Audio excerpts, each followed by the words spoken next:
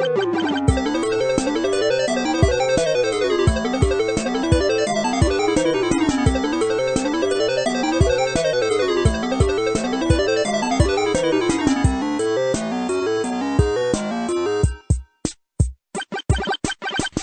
and welcome to Weekly Geek Speak. It's a very special episode today. It's our awards 2014. I'm Andrew.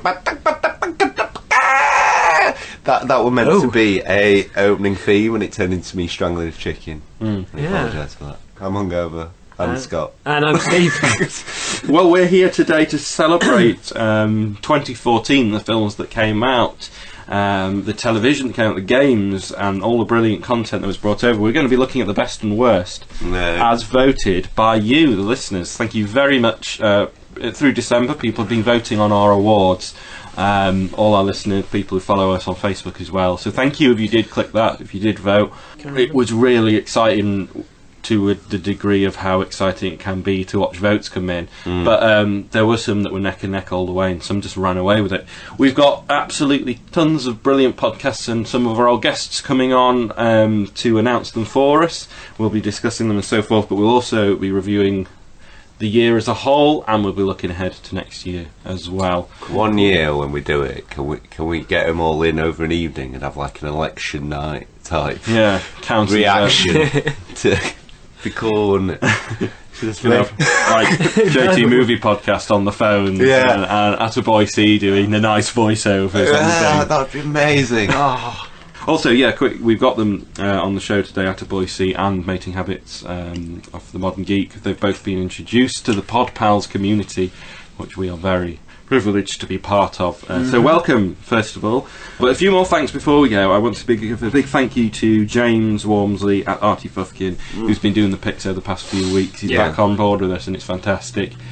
He's actually had some really great press recently, because he drew a picture as a response to the horrible shootings in Paris. Oh, I saw that. And it's gone really far, so I'm really pleased for him. But it's nice to get the success from it, but it's a bit of a weird thing to get the success from. But it's been really humble. But he's not chased it. He's just a talented artist who got noticed because of something. And it's good because he needs to be noticed because he is extremely talented. Yeah, you don't need to worry about that. So we love you, James.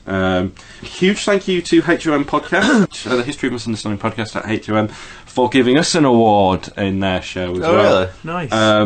Now I'll win sexiest podcast. You did again for the second year running. I know.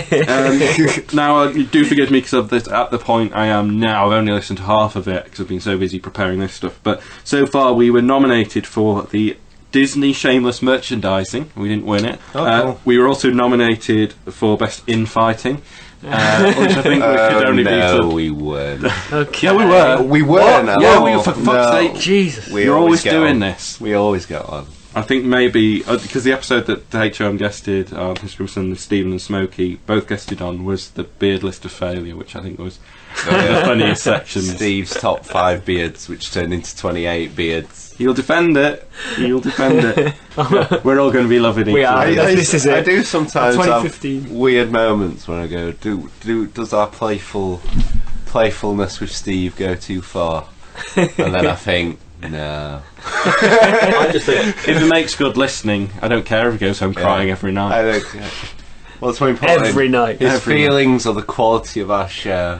We're the reason he doesn't sleep at night. Yeah, but it's better this way. But honestly, I'd like to think if I made a stupid mistake, you'd rip the shit out of me as well. But we never do, you. Andrew. No, I know. But we did win. To this point, we have won the most regular show sponsored by Bran Flakes for HOM Award. Nice. So thank you very much for that. Which is funny because we skipped one a few weeks ago, actually. Oh yeah, we got the So recognition for it when we stop. You only know what you got when it's gone. That's the song. Yeah. But anyway, thank you for those. Sorry, I'm not quite here yet. I know. I'm buzzing off 4 cups of filter coffee, so I'm here. But we're going to run through now the year so far, and we're going to start with Steve, who's going to tell us all about. No, we're not. It's Scott, who we're going to talk all about January to March of 2014. Oh, sorry, God. that's the coffee. Do I just I'm heading myself on the page. Do I just have to hammer through it all? Just hammer through, and then we'll have a little chat. Okay, January. It was your birthday. It was. It was remembered. In 2014, not this year. January film. We got The Nut Job. Oh, I've quality. seen that. How is it? It's alright. It is what it is. Yeah. I got It's a a Nut 5 Job out of 10. once Yeah. when I was 15. Nice. Yeah. I don't even know what that is. I don't know, just trying to... Is it when I've got some images. They're not very nice. I wanted to make it sound like a vague sort of third base sort of like sexual act that I got at a younger age, and I probably got it. I wanted to sound cooler than I was. We got The Raid 2. Was it any good? Not. Yeah, really enjoyed it. I don't think it was quite as good as the first one, but yeah. It's on my to-watch list. We got Frank was released in America. I don't know if we got it in January, but I really wanted to see it, and then never did. But you did, because you were talking about it. Yeah, I've seen it twice now, and it's still, even the second time, still just as good. Really, really Is it as quirky as I imagine it is? quirky, emotional, funny. Just a really nice, great film. Yeah, well worth a watch. I, Frankenstein, Oh dear. Oh, which we didn't fancy at any point. No, I think we trailer trashed it at some point in 2013, we and did. it was just like, that looks a bit bad, doesn't it? Yeah, we just weren't. I'd even forgotten that existed. yeah. Well, January seemed just rubbish when I went through it, frankly. Like, The Raid 2's cool, but like I looked through and I went, nothing happened. No. Like non-stop, which was just like Oh, the taken, wasn't it? Liam Neeson on a It was train. like everyone thought it was taken. Yeah. So it called Mistaken. In Weekly Geek Speak news, we interviewed Block to Who. Yeah, Cameron McEwen, who's on later today announcing one of the awards. That was last year, so a year ago. We had our awards, 2013 awards, where 4-2 The Dark World won Best Superhero Film, and I'm still not over it. No, Because it's bullshit. Still mad at you all. Utter shit. I'm really I intrigued. mean, I love you all, and I'm pleased you voted, but you were wrong. That was a weird one though, wasn't there? Because there was a huge fuss about how great it was. Immediately followed about a month later by everyone going, that wasn't that good actually. There was a weird sort of bubble of like Marvel wank, and then it were like, oh yeah, we can judge it as its own thing, and it was very average. Which is why I think I was initially so cynical going into Guardians with that. I think because you thought that bubble out. Yeah. And it actually lived up to it this time. Yeah, definitely. We did our Robin sort of retrospective going through. I like that episode. Robin. That's kind of it. January very blah. Nah. Nah. Blah, blah. Always is. Yeah.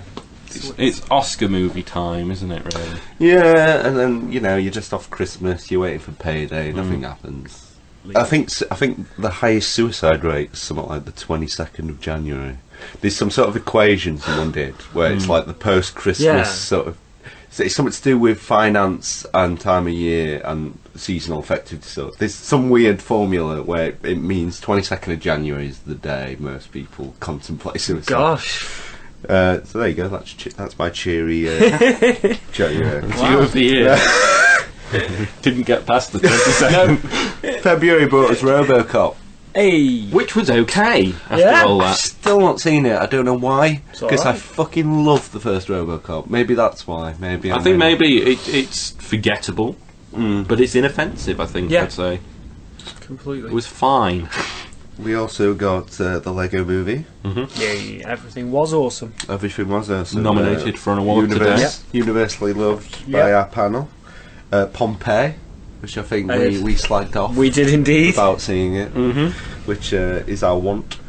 Weekly Geek Speak, we interviewed Jessica Cameron about her film True Blood Day. Jessica Cameron. It's a high point for us. We trailer trashed the Super Bowl trailers of all the things coming in the year. Yeah. there was Cap some and Spidey biggies. and Transformers. Remember that? And reviewed the Terminator. Do you remember? Remember that time? Terminator, Reviewed yeah. the Terminator.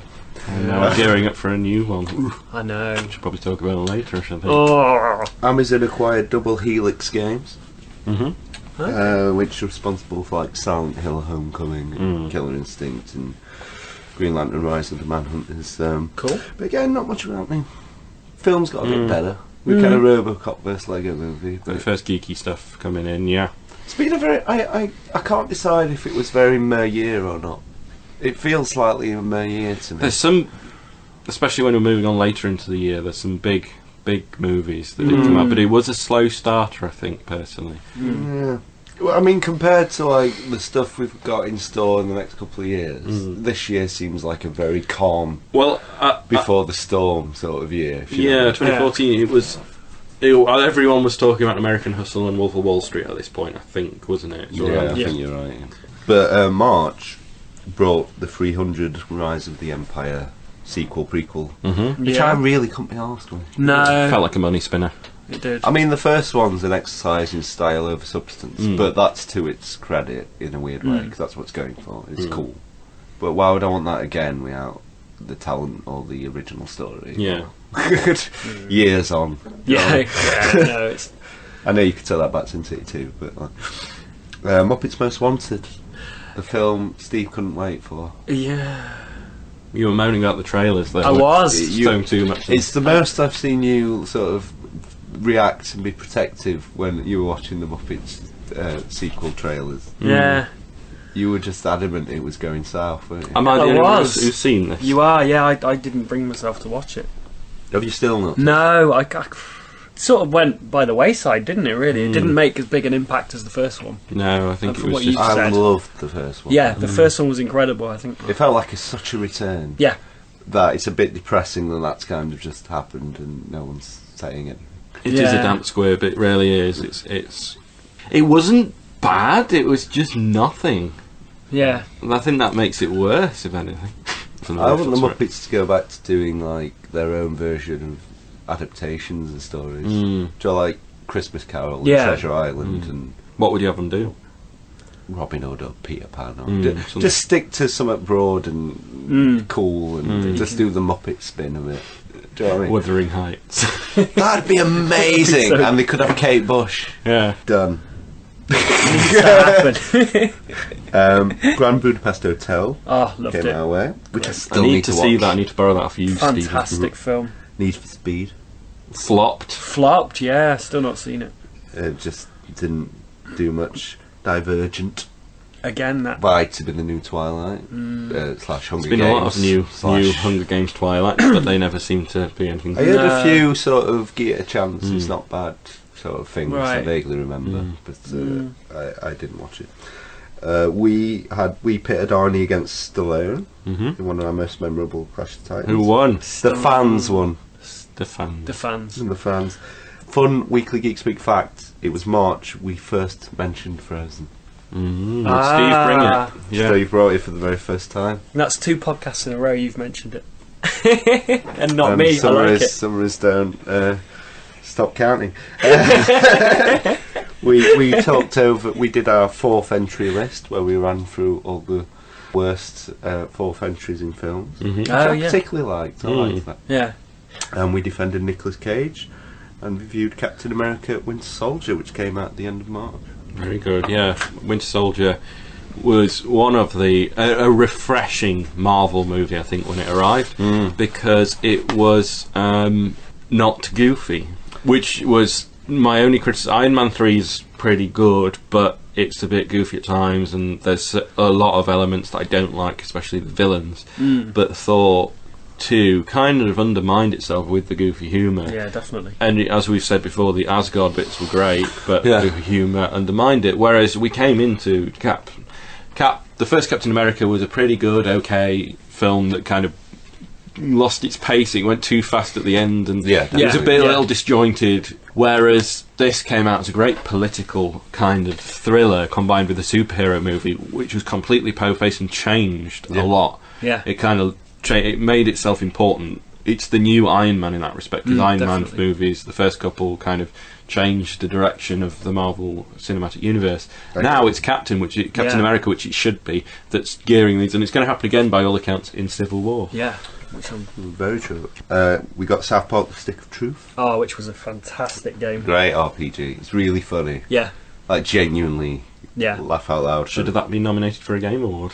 Probably. Yeah. None of us thought of it. No, we didn't. That totally should have been, because it was just, it had Because all we were the crafting. struggling to remember, weren't we, what games had been, and we forgot, like, Yeah. the one that gave me most joy, probably.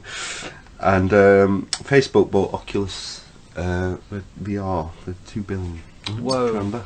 Yeah, it was a weird one, wasn't So it? that was our first bit of the month of the year, which brings us now. We're going to do the next bit of the year. What? And Steve has. That mean we're going to do March? No, it means we're going to do April. April. I've written April. I read it. Can't read. Red March. I know you did. The coffee's kicking in for me as well. I'm not quite sure. We're ahead and behind it ourselves. And I'm Steve. And the award for the most organised award show. Hey, check my handwriting in my new book. That's super neat. You know what? That is. I'll give you that. New book, new pen. I don't do neat. No. April 2014, we saw Frozen became the highest grossing film after its final opening in Japan, taking 1.72 billion worldwide. Can you believe that film's only been in existence for like a year, No. a year and a half? It's been a real slow boil, though, hasn't Yeah. it? Like, it came out, and everyone thought, oh, that was kind of cool, in December. And then, all of a sudden, via DVD, I think, it's just become huge. Yeah. And it was only really... Do you know what? I think it was us. It was us. Yeah. It was us. We- It's completely us. Yeah. We spread the word. Say. What can we say? I mean, no one had heard of it, and then I mean, our stupidness aside, us loving it, we go on about it, we make a joke of it, we probably annoy people by going on about it, but No. genuinely it is a remarkable Yeah. film. It is. It's incredible. Might not be your cup of tea, but it's taken the world by storm. It has. Fathers hate this film. I was talking. definitely. I was talking to someone who was like just slagging it off, and I just, everything's subjective. Everyone's entitled to their opinion, whatever. But sometimes I just really think you're just choosing to be angry, aren't you? It's something you've not like been complicit with, and it's took over, so you're just reacting, aren't you? Yeah. Because it's the most harmless, nice, return strong to Disney film. It's not even for you, really. So do you want to just fuck off and let it happen? Yeah. Do you know what I mean? Like, Yeah, yeah. I don't want to be over defensive, but No, it's like, how cynical do you have to be? I hear a lot of not. criticism that it's no different from any other Disney film. It's hugely different. is. It subverts it, and if you can't Yeah. see that, you're not watching it properly, are you? You may prejudging it, and you're not watching it. I hate watching a movie. Even, I would go in and watch Hunger Games Catching Fire. I haven't Yeah. seen it, but I wouldn't sit there griping. I hate it when you're sitting there Yeah. with someone who's prejudged films and they're tutting and sighing. And go, ugh, that. Stop it, watch it, judge Yeah. it. I don't care if you don't like it come the end, but just fucking watch it. yeah, Yeah. Give it a chance. Give it its And then- credit. and then- If you don't like it, you don't like it. But don't. I mean, I'll get annoyed. I'm annoyed about Ghostbusters coming around. Yeah. I'm annoyed because I don't want it to be something. But I'm not going to throw it out the window. Yeah. I mean, at the moment, it looks like Rebel Wilson and Melissa McCarthy are going to be Yes. in it. oh, they're both going to be in Yeah. it. It looks like Oh they're my in talks God. of it, and that sounds horrific to me. And I will bitch and moan about that before it for the casting reasons. But I won't judge the film until Yeah. it comes out. If I don't want to see it, I won't see it, and I'll say I don't want to see it for these reasons. But I won't call it a bitch until I've seen it. You know what I mean? Yeah, no, true. Definitely. Honestly, it's a real bugbear of mine. Oh no, definitely. Your opinion's valid, but if you don't go in with an open mind, in my head, it invalidates your opinion. And I- You Yeah, never no, tried. completely. Do you know what I mean? Like, I'm quite determined to what I've watched some Harry Potter films. I don't like them. I Yeah, watched yeah. the best Hunger Games. I don't like Yeah. them. I watched Twilight. I watched Twilight, and I didn't mind it. I could have easily jumped on the bandwagon of hating Twilight. Yeah. I thought I'll give it a go. It was fine. 5 out of 10. Nothing for me to get Yeah. passionate about. We got hints of The Rock being in a DC movie. That's when Oh, is that when the that's hints when the started? rumour mill sort of started around there, and all Rock's going to be And he's going to be part Black of Adam. DC, and there was Black Adam, and and that's happened now. That's secure. So usually the rumours sometimes they peter out, but this is one that's Almost sort of stuck. Every DC rumour. I don't know if it's a case of it starts and they go, "That's a good idea," or if they're just a lot, They're just testing all the their waters. rumours come out and no one quite believes them and they're true.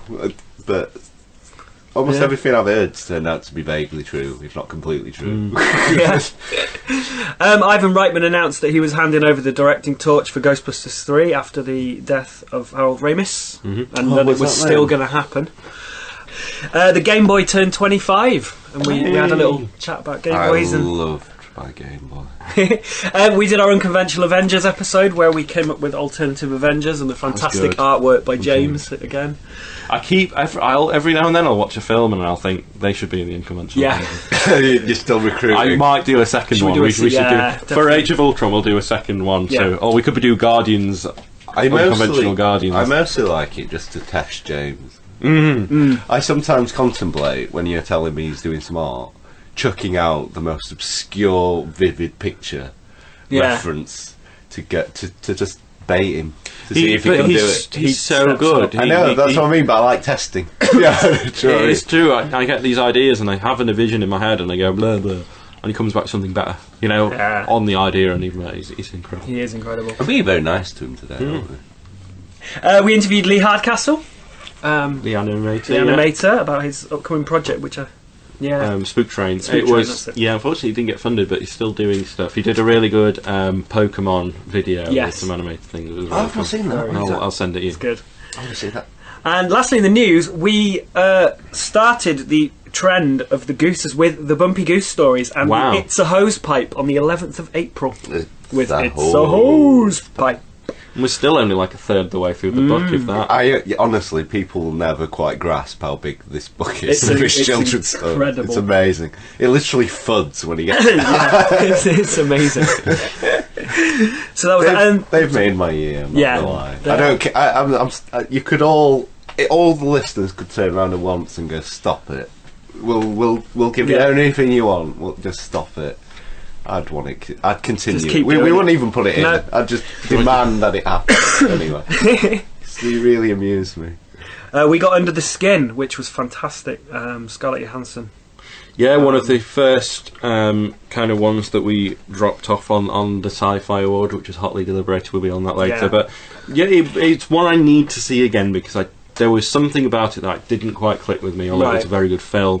But Scarlett Johansson was absolutely mind-blowing in that phenomenal. film. Hence why she got nominated for the award. She was incredible. We got Oculus, the Karen Gillan haunted one. Which was okay. Yeah. Now it's special.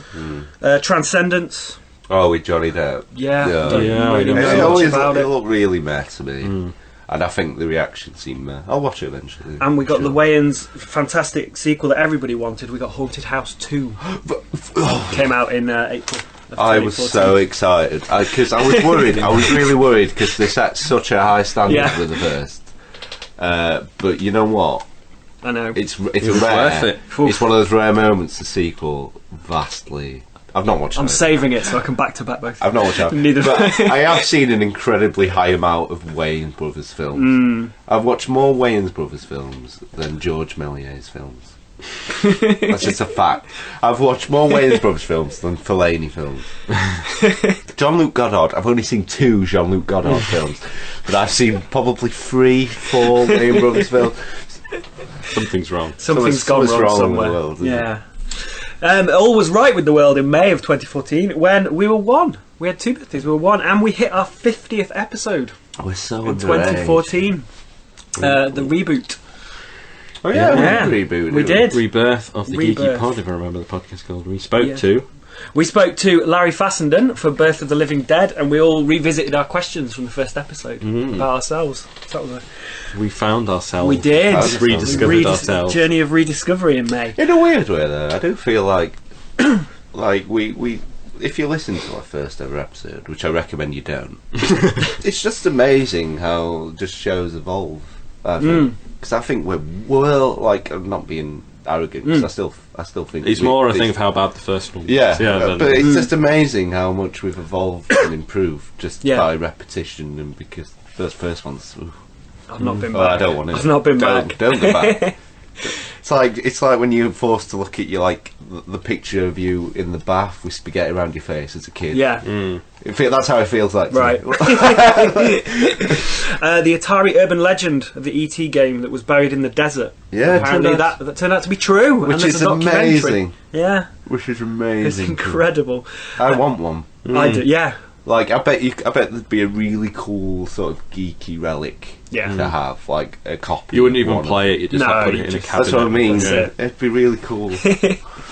We got our first picture of Bat Fleck and the Batmobile and the sad Batman meme started occurring in May. I loved the sad Batman meme, but he looked awesome. The Batmobile looks pretty cool. He looks different, and that's what I like. It's a new take on Batman. Incredibly comic booky, which is to its What credit. we've never really had. We've had the gothic side. We've The had armour. We've had the colourful side, and we've had the armour. You know, we've had camp back in Schumacher's and back in the day, but we've never really had something that really reflects the comics so closely, and that's what I like.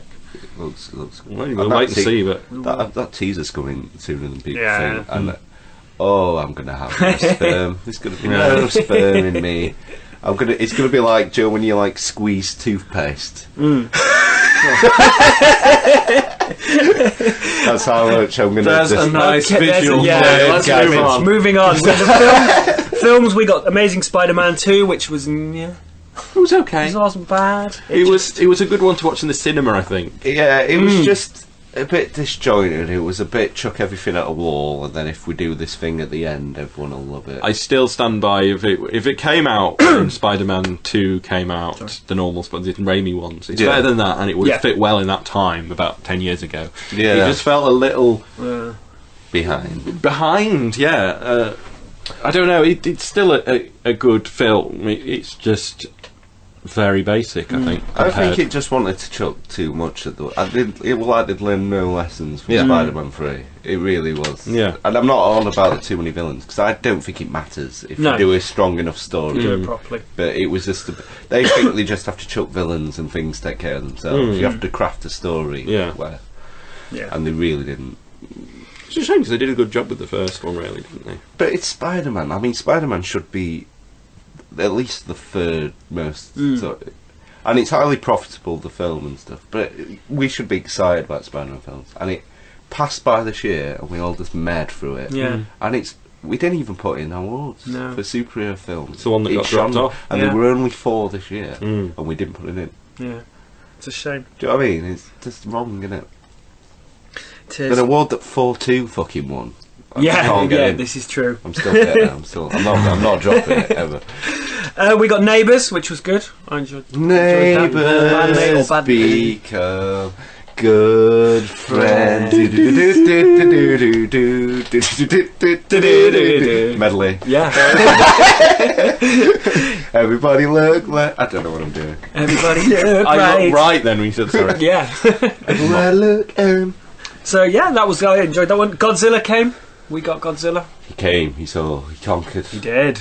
We watched it in conquered. IMAX, and it's one we of did. the best cinema experiences I've had this year. Yeah. I know it's divided a few people, and it's not in it enough. And I know this will come up later because one of our guests has something to say about this. Okay. So we'll talk about that a bit yeah. later. I But yeah, personally liked it. I loved enjoyed it. It is a popcorn munch, brains off kind of stupid movie. There's a but place for that. There's still a place for great. it, as far as Yeah. I'm concerned. Although it didn't translate well on DVD. I'll say that. Watching it again on DVD, because you focus more on other things, I can kind of see the other side of the argument. Maybe. Yeah. Okay. We got X-Men: Days of Future Past. Which I thought was a, relatively speaking, really strong return for a dying franchise. And it's breathed enough life into it to do what they plan to do in the near future. But again, I honestly think if they reboot that universe, they could do anything. I wasn't a huge fan. It was fun. Again, I think I put it on par with Spider-Man 2. It was probably the better overall, but I didn't love it. I didn't think it was really anything special. Yeah. And I thought that the old X-Men didn't get enough time. But that's just me. Yeah. Put it with up there with X-Men 2. It's my favourite. Deserves to be in the awards. Spider-Man 2 deserved to be dropped overall. But yeah, it was fine. It was good. It was just not... I think I'm a bit fed up of X-Men now. Yeah. That's it, basically. Well, you saw how negative I were before that film came out. I was scathing towards. Yeah. I think it's no better than First Class, which is fine. I'd put it third if I were ranking them. And then June happened. Friends turned 20 years old, and we had a little discussion on sitcoms and things. You guys went to Docfest, and then we all went to the Yorkshire Cosplay Con, Yeah. which was the first one. Yeah, in Doncaster. In Doncaster. We met some great people We there. did. Some fantastic costumes, and yeah, cosplay is stronger than ever. Really, it's something we hope to look more into. Yeah. We'll do it again. Now it's at Magna. It's not far from us, so we should really. we probably should. We'll let you know. Again. And then June saw the Sam McMurray Twitter outcry when I brought him. And, was it an outcry? It was quite an outcry. It was like two people. It was an That's an outcry. Is it? They cried out. They did. They cried out. So by definition, They cried out. Yeah. I still regret nothing. Yeah. The beard, I brought my beard list. Yeah. 25 beards in cinema I think that aren't the famous ones. I think it's still going on. We asked him to do a top 5 beard list. He's still listed. Yeah. Still going. There's still no one from Lord of the Rings in there. No. Do you remember his honourable mentions, which was longer than the list, and then it was all the ones you'd first think of, and it didn't include. It was more stubble than beards in many cases. Yeah, one was Wolverine. He doesn't even have a beard. Doesn't even have a beard. It will live on in memory. We got the Weird list. Yeah. We got the poster of Eva Green, and that was banned for the apparent nudity Underboob. for underboob. Yeah, I like underboob. Like of all the boobs, like I like side boob and a top boob. Don't get me wrong. Ariel. front boob. Ariel. Oh God. And Ariel. front boob, of course. But there's something about underboob, isn't there? What is it? Is it because you shouldn't be able to see it? Is it that Maybe added that's bit? maybe that's it. Anyway. Tweet in, let us know your favourite your views boob on views. You told me I should comment on whatever he says. Okay. So, I'm being honest. If he brings underboobs, I'll talk about underboobs. And we had E3 where we saw our first glimpses of Smash Brothers, Pokemon Alpha, the reboot, Little Big Planet 3, and all the next gen GTA stuff. Yeah, Ooh. I mostly looked at all the Nintendo stuff because I don't know why. I'm always just interested in what Nintendo are doing. Yeah. I don't know why. I'll just always will be, whether I include myself or not. There's an extremely fun element to Nintendo. I think that's what keeps me. Yeah, just looking at Mario Maker and seeing Yeah. what's coming and what's happening, and just get it all. There's rumours they're working on a new console already. Probably. Yeah, which should be cool. Probably. And then films, we got Edge of Tomorrow, or Live, Die, Repeat, as it's now called known. Edge of Tomorrow. I'm going to fight this Live, Die, Yeah. Repeat rebrand. Yeah. The Live, Die, Repeat on DVD. Because even I forgot what it was called momentarily the other day and called it Live, Die, Repeat, and then I punched the ground and the ground shattered. I went, no! It's Edge of Tomorrow! It almost had me. It's one of two films, regretfully, that I would really wanted to see before we did our awards. Yes. I have watched it since, Yeah. and it's good. It may have pipped for movie to get into our sci-fi awards, and I wish it had been, but that was such a hotly contest. It was the most hotly contested one just to get the nominations, because we only needed 3. We ended up picking 4 because it was that close. I think that would have made our dilemma even harder. It's a good film. Yeah. It's a good strong 7, 8 out of 10. I'll definitely really see good. it soon. Although I feel like that's becoming my catchphrase. I'm going to have to just shut up and see some films. Just watch films. Just watch stuff. But we got Transformers 4. Transformers. Yeah, that's all I've got to that's say it. about that. And Snowpiercer was released on the world. Which I really want to see, even though you two weren't too. We're lukewarm on it. I think Yeah. it's good. 6 out of 10. Fine. I'm still going to watch it. So now we move on to our first section of our awards, when we'll be looking at the best of the rest.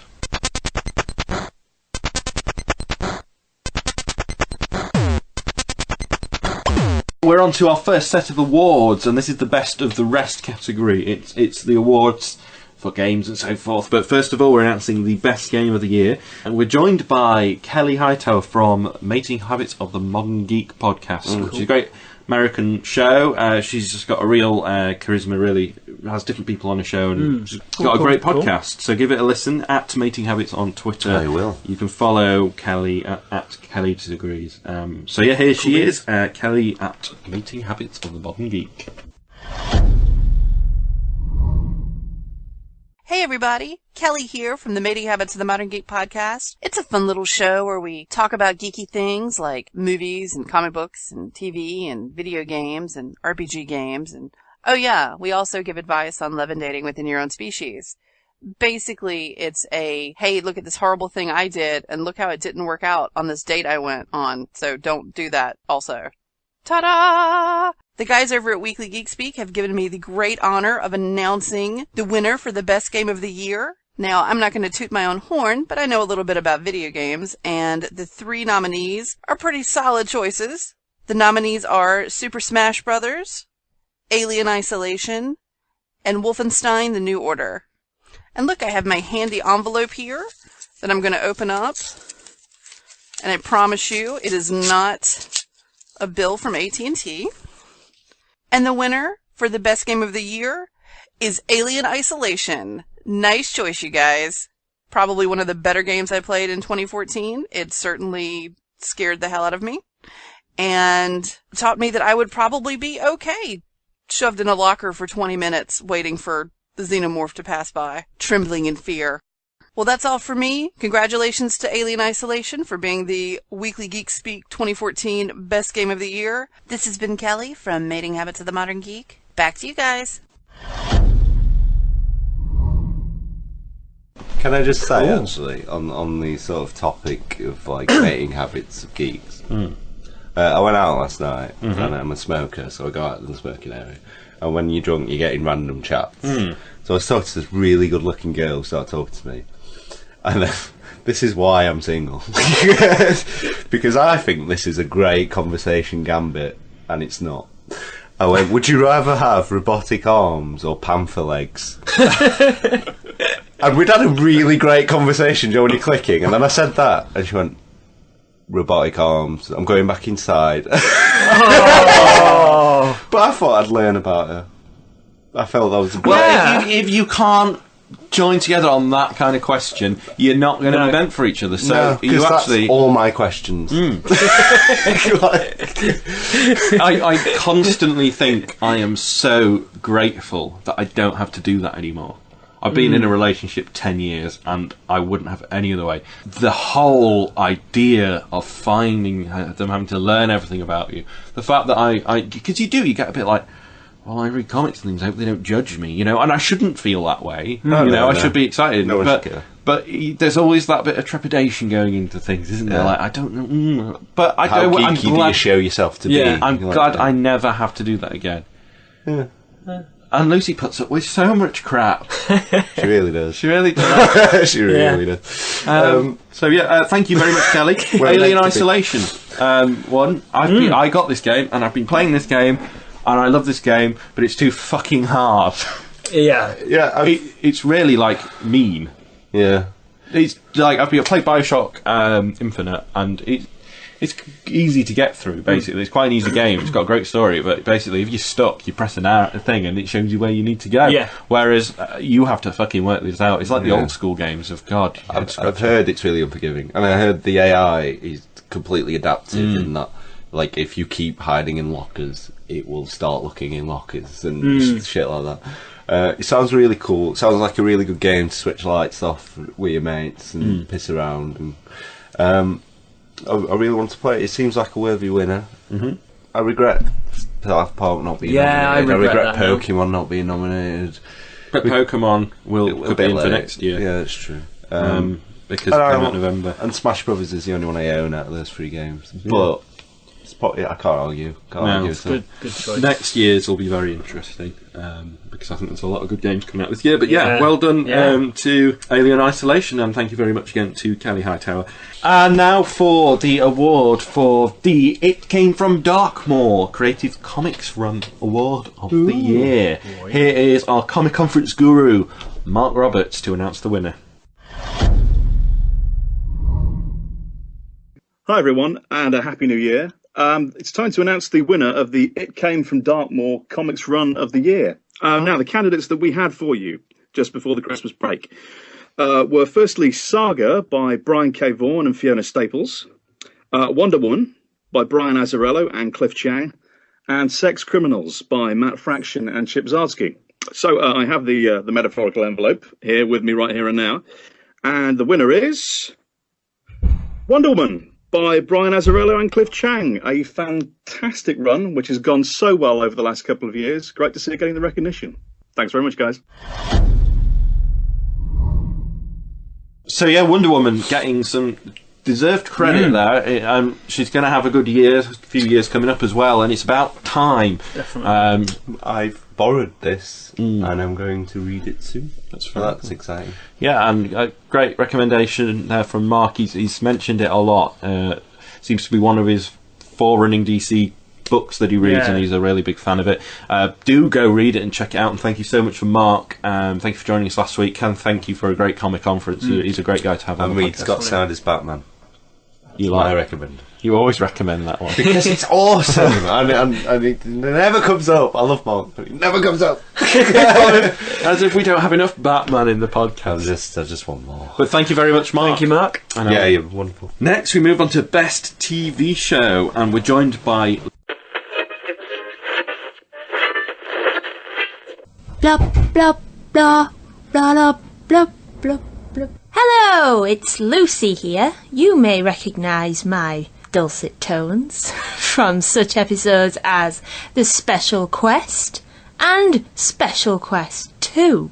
I'm here today as the person that was supposed to be announcing the award for the best TV series was unavailable, and so I am here as second best. Anyway, I thought I'd take the opportunity while I'm here to tell you all that I am now Weekly Geek Speak's blog person, and I would very much like to hear from you, and I'd like to read your blogs on what have you been watching recently, what TV, films have you been watching, what games have you been playing recently, what have you got to say about them? Well, I would like to hear from you. And so if you have anything that you'd like to send me and be published on the website, please send it to weeklygeekspeak@gmail.com. I very much look forward to hearing from you. While on the subject of blogs, if you take a look on the website, you will see my magnificent review of the In-Betweeners 2 movie. And keep your eyes peeled on the website, as we'll very soon be having a competition with the guys from minifigures.com. Anyway, let's get down to business. So, the nominees for Best TV Series were The Walking Dead Season 4, Doctor Who Series 8, and Arrow Series 2.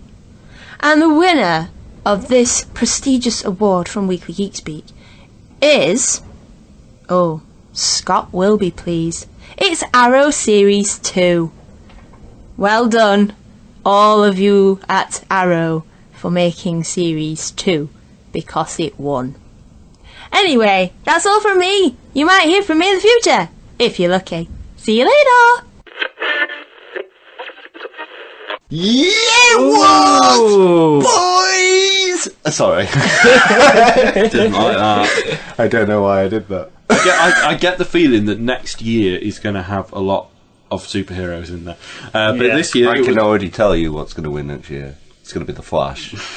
And I mean, I will hunt you all down if you don't vote. Well, don't we have like Daredevil and Agent Carter's just come out and things? We've got a lot of superhero TV coming. But The Flash, whenever that's on, I sit there with a huge smirk and a massive erection and just enjoy an hour of There's a lot about your penis. There is. You know, I remember you saying on a podcast a while ago, oh, you're making that joke about me in love with Batman again. But you always have erections. I use it as a metaphor for my internal nerdgasming. Yeah, and I go too far with it. But you do actually have erections. Yeah, I genuinely do. But the right winner, then, do you think? I love Arrow, and season 2 really kicked up a gear, and it introduced like Deathstroke more, Barry Allen, really broadened its like use of the DCU, and just really went cool places. And what it's done for superhero telly can't be underestimated, because it's spun off to Flash now. We might get Supergirl. We're getting so much. I love the fact it exists. Just love it. I can tell you, we had a ton of votes for this. There were 3 votes between all of them. Really? Yeah.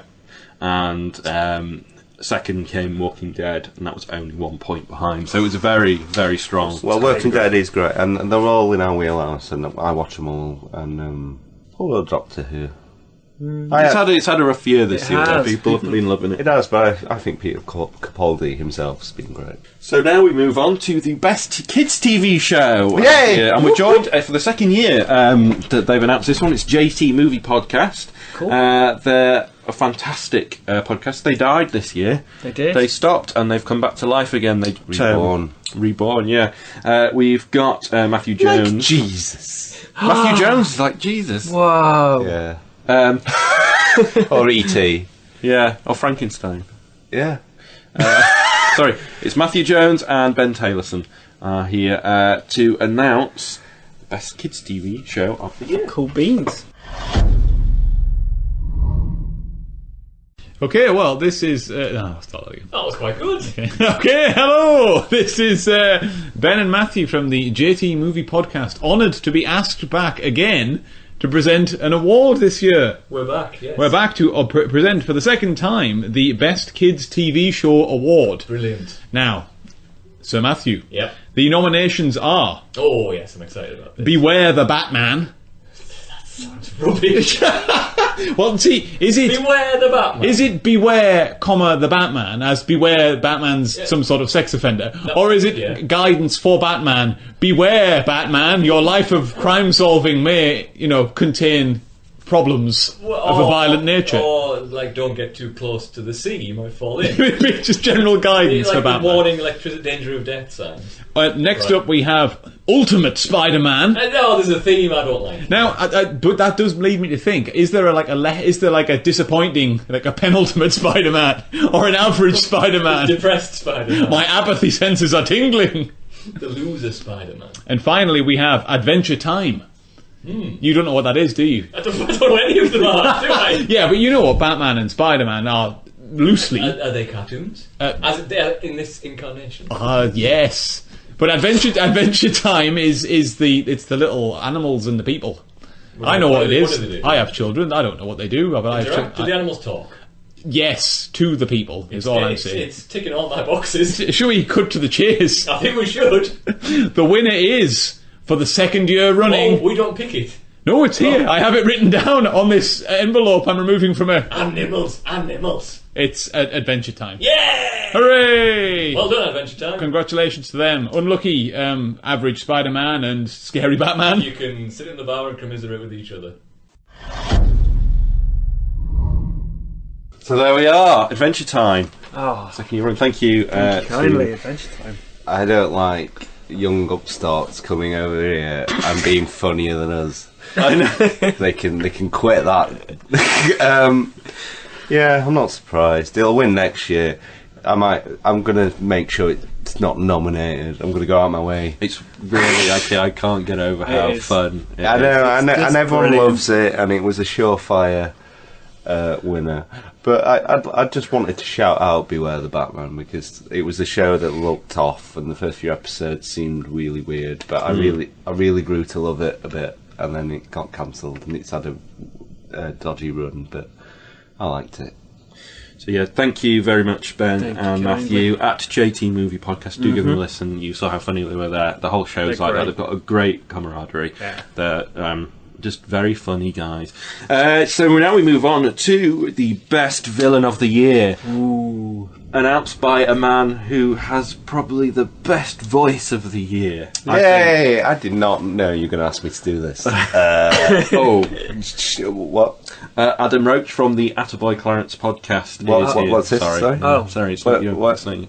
He has got a soothing Yeah. voice. I know he does. Like your dad Soothing. reading you a story Yeah. kind of voice. He does a fantastic podcast, the Attaboy Clarence, at Attaboy C, looks at old movies. He's doing a great one coming. I'm really looking forward to it, because his Universal Monsters one was just stupendously good. He's actually doing a special about Alfred Hitchcock's movies. Oh, and I fantastic. cannot wait, because it's a great listening.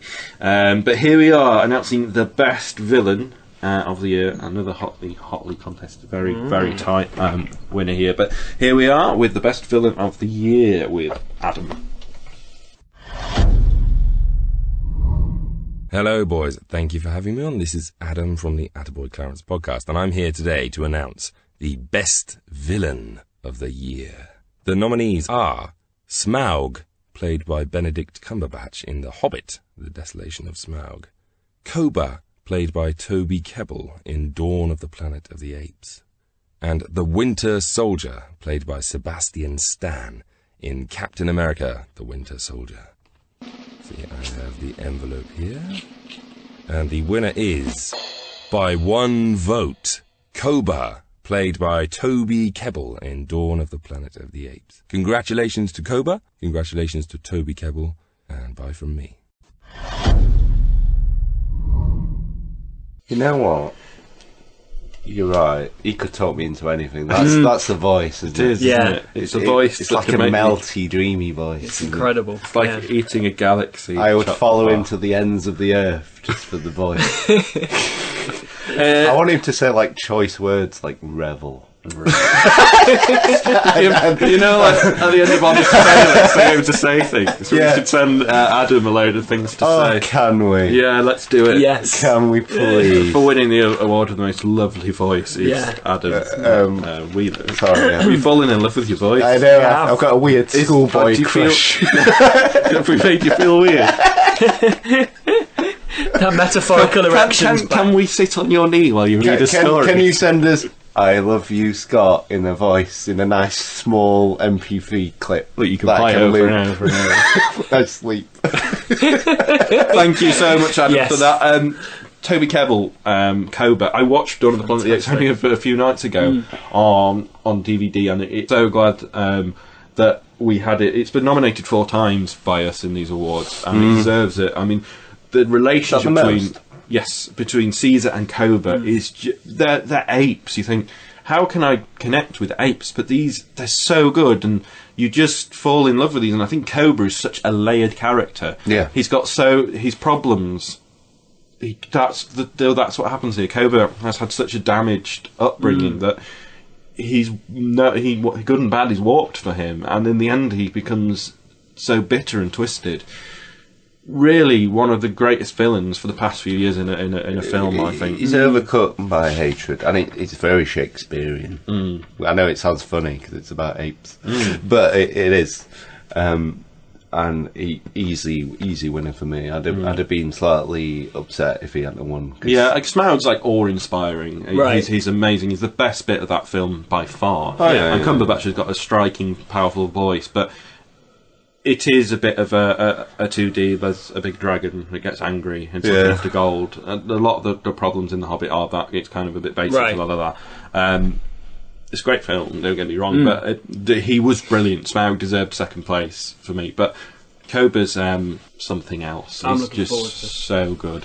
Our winner for that was Koba, and that brings the best of the rest section to an end. So thank you to Kelly and to Luke, to Ben and Matthew, and to Adam for the announcing those. Now let's have a look at the rest of the year.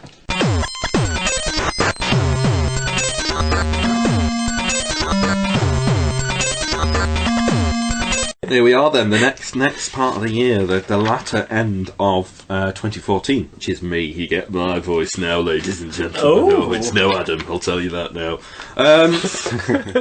I need to get this out there.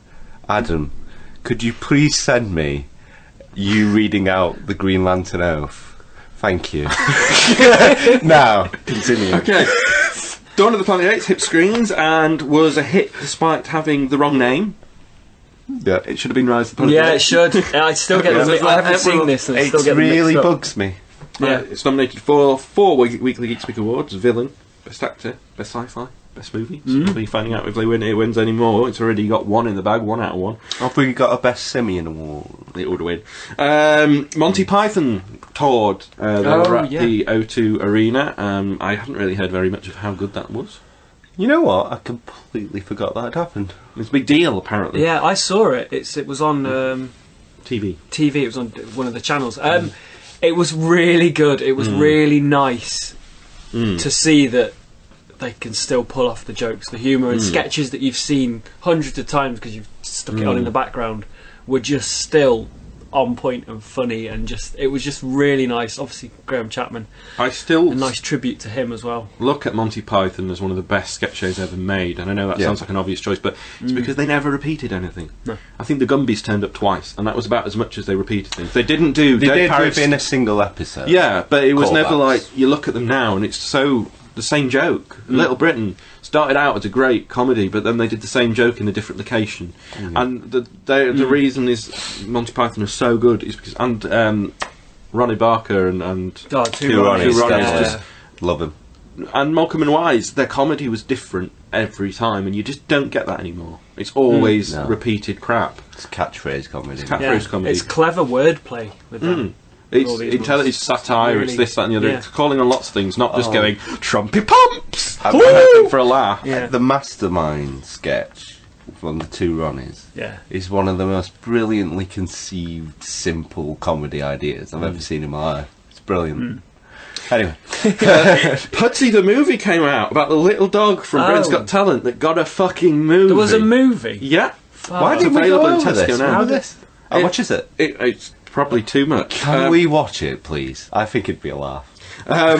Okay. Would possibly challenge. I put it would possibly challenge for the worst movie if we'd probably watched it. Do you know what I do genuinely really want to watch? That Grumpy Cat film they released. Have you seen the trailer for it? It looks embarrassing. I know, but that's why I need to watch it, because it just looks like we could have a good time. I feel really sorry for that cat though, because it constantly looks like it wants to die, and not just by the miserable. It's the fact I've seen a documentary where they're dragging him out and it's sedated half the time. It's cruelty to animals as far as I'm concerned. Really? And all the horrible little clammy-handed fucking children grabbing it and things. Just leave that cat alone. That's why I'm not watching it. I did not know that. No, that's terrible. That's upset me. Almost as upsetting is Hercules came out and Purge Anarchy, and they were disappointments by all accounts.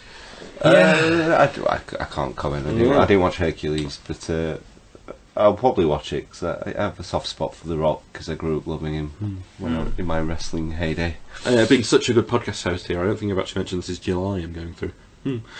Yeah. For the podcast, we were joined by Maya Glick, who is making a fan-made movie about Storm from the X-Men. She felt she's been dealt a bum deal in the X-Men thing. She wants to go to that adolescent period of Storm's life and do it. You know, the Mohican Storm, going through all the problems, finding herself. Really interesting. Maya's on a bit later to give us an update on it as well. John DiMaggio has entered into the Weekly Geek Speak prestigious Hall of Fame. John DiMaggio is also a star of Adventure Time, who's just won an award. He was the Joker, wasn't he, in Under the Red Hood? Yes, he's really good in it. He's great, and obviously Bender as well, from Futurama. Such a great voice, talking of good voices, which is a theme that's occurring. It's a really, really a voice that could not belong to anyone else. And also Andrea Albin and Joanne Shirley join us for Bleeding Bombshells Media, which are creating movies, Chainsaw Sally, the animated series and so forth. They're still working on some great projects. Cool. We also, the big one hit our screens to amazing reception around the world. It was Guardians of the Galaxy, which when we were saying earlier about Captain America was very serious and po-faced and political, this brought back the humour in exactly the right way. A great comedy sci-fi. We've had so many stern sci-fi movies recently. To have something that was so fun and so Star Wars and so great, really. It's like if you take Serenity, take Star Wars, bang them together and imbue it with all Iron Man's soul and charm, you've got Guardians of the Galaxy, and people went crazy for it and loved it. And I do think in terms of pure watchable fun and pure joyous cinema and rewatchability, it's the film of the year probably. I do think it's his year, and I've watched it 3 times just over Christmas. Just partly through circumstance, but mostly because you just can. It just supports it. I think it was great. Watching again, the only thing that lets it down is that sequence towards the end where it goes very kind of Avengers kind of battle sequence. I want to see more of the interaction. That's the greatest bit for me, the interaction. I know it had to have it. It has to happen in these Marvel movies that towards the end you get a big 15-minute battle sequence, and that's fine. It worked okay. It's just I missed the characters. And I think they also wanted that sort of sci-fi mass spaceship. It had to happen. It's just for me, it was a bit like more of it. But it exudes so many cool Easter eggs and jokes, and I mean, I love its pieces. It felt like an instant top 3 or 4 Marvel film when I watched it, but it's every time I watch it, it creeps up a bit more. It might even be the best. When we were playing Mean Geeks last year, when we were sorting out the best in the Marvel universe, it did come number 1, and me and you were a bit like, Steve's giving it 10 or something. But actually, no, it's right. I think this yeah, a bit reflecting from the hyperbolic reaction to it, but also it does deserve to be in at least the top 3, if not the top 2. Yeah, definitely. I'm a bit on 1 at the moment, but it still holds our up. average is 1, so that's what it is. Iron Man, Avengers 4 and Guardians are the top 4. Oh, you know what? And you know what? Ignore it. Difficult. And you know what? It's tough. only going to get tougher. Yeah. It's only going to get tougher. It's not 4-2 voters from last year. Don't vote for 2. It's nominated for 2 more awards, best comic book and best movie, so we'll be hearing how it does later on. San Diego was on again. I put San Diego Comic Con. It was on again. Which was all about that teaser. Yeah. All about that teaser, the glowing eyes, the floating Superman. I mean, I can't even think about it without my mind slightly going to that place. Or going, we also, Agent Carter got a preview, that's now been shown. I haven't seen it yet. You know what? You've just reminded me I need to watch that. Age of Ultron released that fantastic poster with bits that revealed our first glimpse of Vision. Oh, the concept art poster, that was really cool. Was awesome. A sea of robots, and we got a bit of they got a bit of Ant-Man footage, which we didn't see, but now we've seen the trailer, which we'll be talking about a little bit later on. Yes, indeed. And tons of other stuff from San Diego, but they were the main points, really. We saw Wonder Woman as well, didn't we? We did, yes. Oh, that's yeah. the one, and she looked Gal good. Gadot. So It's cracking. She does. in August, The Inbetweeners 2 hit us like a wet plunge, which I've still got to see and I still want to I'm see. yet to see that, yeah, I'd like to. I will see it because I've seen all the other stuff. But Yeah. I didn't like the first film and I loved the series. I'm not just trying to be obtuse. I loved the series. Yeah. I just thought the film was a blatant cash-in nonsense, unnecessary bit of twaddle where I didn't relate or empathise or care about them in any fashion, and I think you have to. Yeah, you do. But so hopefully it's better in the sequel. We'll see. Steve's second favourite news movie, The Expendables, after Fast and Furious, came out and it went. And It did. Yeah, it has happened. My favourite news movie is Network. There you go. Fact fans. Luke Besson brought out Lucy, which was ScarJo's fourth amazing movie. Yeah. I haven't seen it, but I have apparently seen by that all now. accounts it's very good. You've seen it? Mm-hmm. Any good? It was okay. Okay. It was too. I think a lot. A lot of people have said it's style over substance. That's very Luke Besson, though. Think of Fifth Element. Yeah, That's, but Fifth Element, it just didn't. It was weird. I don't know. It felt cheap. It felt a bit odd. I don't know. There was something about it that didn't sit right. There was a and I wasn't. disconnect somewhere. Yeah, it just didn't. It was a 5-6. It was. Yeah. Okay. So I'm glad we picked the ones that we picked in hindsight. I don't think. Well, for the ScarJo Actress of the Year. Yeah. I wonder who'll win. I don't know. Sin City 2 came out and was poor. Yeah, it seems that's universally Yeah. the case. I've heard no one, and I mean literally no one, say anything other than it's slightly disappointing. Yeah. I've not. No, they don't even get angry. They just say it as a fact. It's Yeah. bad. Do you know what I mean? Which I find them because when people are angry, you often can find a counterbalance, and Yeah. people feel similar. Yeah. But when people just accept it's bad, it just fails. Do you know what I mean?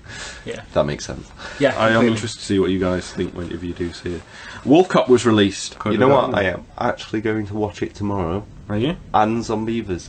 I've not designed this. It's just miraculously come about. You watching anything else with it, or just those two? We're just having a double feature because they wanted Zombievers, and I remembered your comments, and I said I'd rather watch Wolf Cop, So you watching both? and then it's turned into both.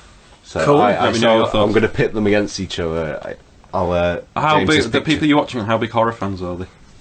Well, they suggested we watch those films completely unprovoked by me, so Okay. I guess. I'd be interested. I don't know if most people pick Zombievers because of LOL factor, but I think Wolf Cop's really cool. We'll see. We'll see. I want to We'll hear what you see. think next week. Bring it along. Weekly Geek Speak Wise.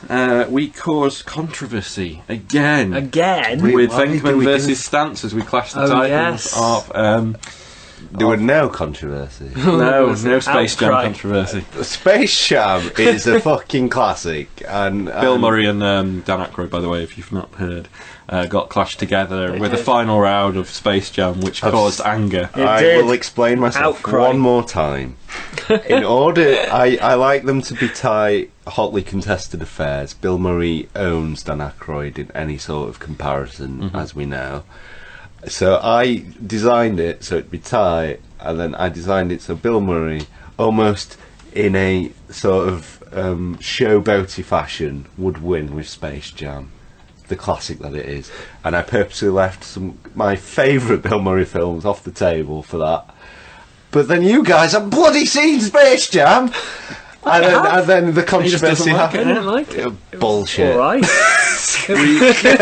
We also talked fighting games, which ended up to be one of our most popular podcasts of the year. And we did a Frozen commentary, and we also threw ice on our heads. We did, yes. Oh, right. Oh, yeah. Gosh. I forgot the world was doing that. Yeah, it was a craze. I think that's still one of our most watched YouTube videos. Yes. Nice. People must like us suffering. September, Box Trolls was on at the cinema. Not much in terms of movies in September, I'm afraid. But the fall TV spate happened. New Boardwalk Empire, Sons of Anarchy, and that horrible sounding Sleepy Hollow TV series. More I've not interesting. watched that, actually. No, the premise sounds ridiculous. Ichabod Crane is brought from the past to solve crimes in modern day.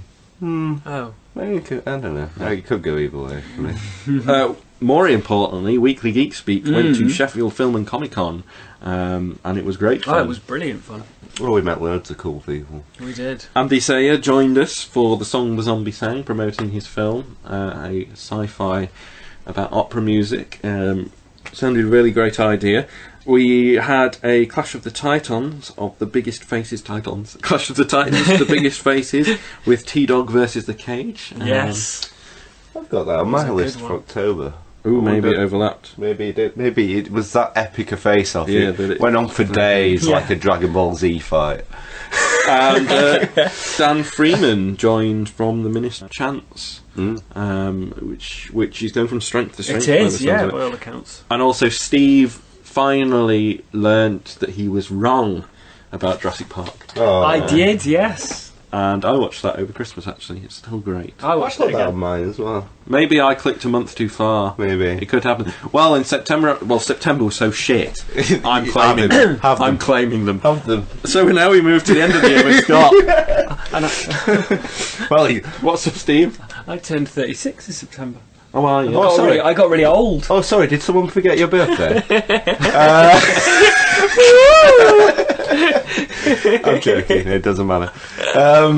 October brought us Gone Girl, Fincher's latest, which I regrettably missed at the Yes, cinema. I've It's not my seen big regret of the year. I know I missed quite a lot, as we've established, but Gone Girl's the one I most regret, because I love David Fincher. Teenage Mutant Ninja Turtles finally got a release in England. Yeah. After months. It felt like months after America. Yeah, because when I was in LA in August, it was already out. Yeah, and it's incredibly meh. Yeah. Almost annoyingly meh. 'Cause you wa- But at the same time, at least it wasn't a travesty. It was just a marginal travesty. I don't know how to explain it. It's so meh, it's almost anger-inducing, but it's too meh to get angry about. Yeah, Right, it could okay. have done more damage than it. Yeah, If it it was- was just about passable Yeah. crap. Right. But Which, in a weird way, is more annoying. yeah, it's a weird. You go around in circles.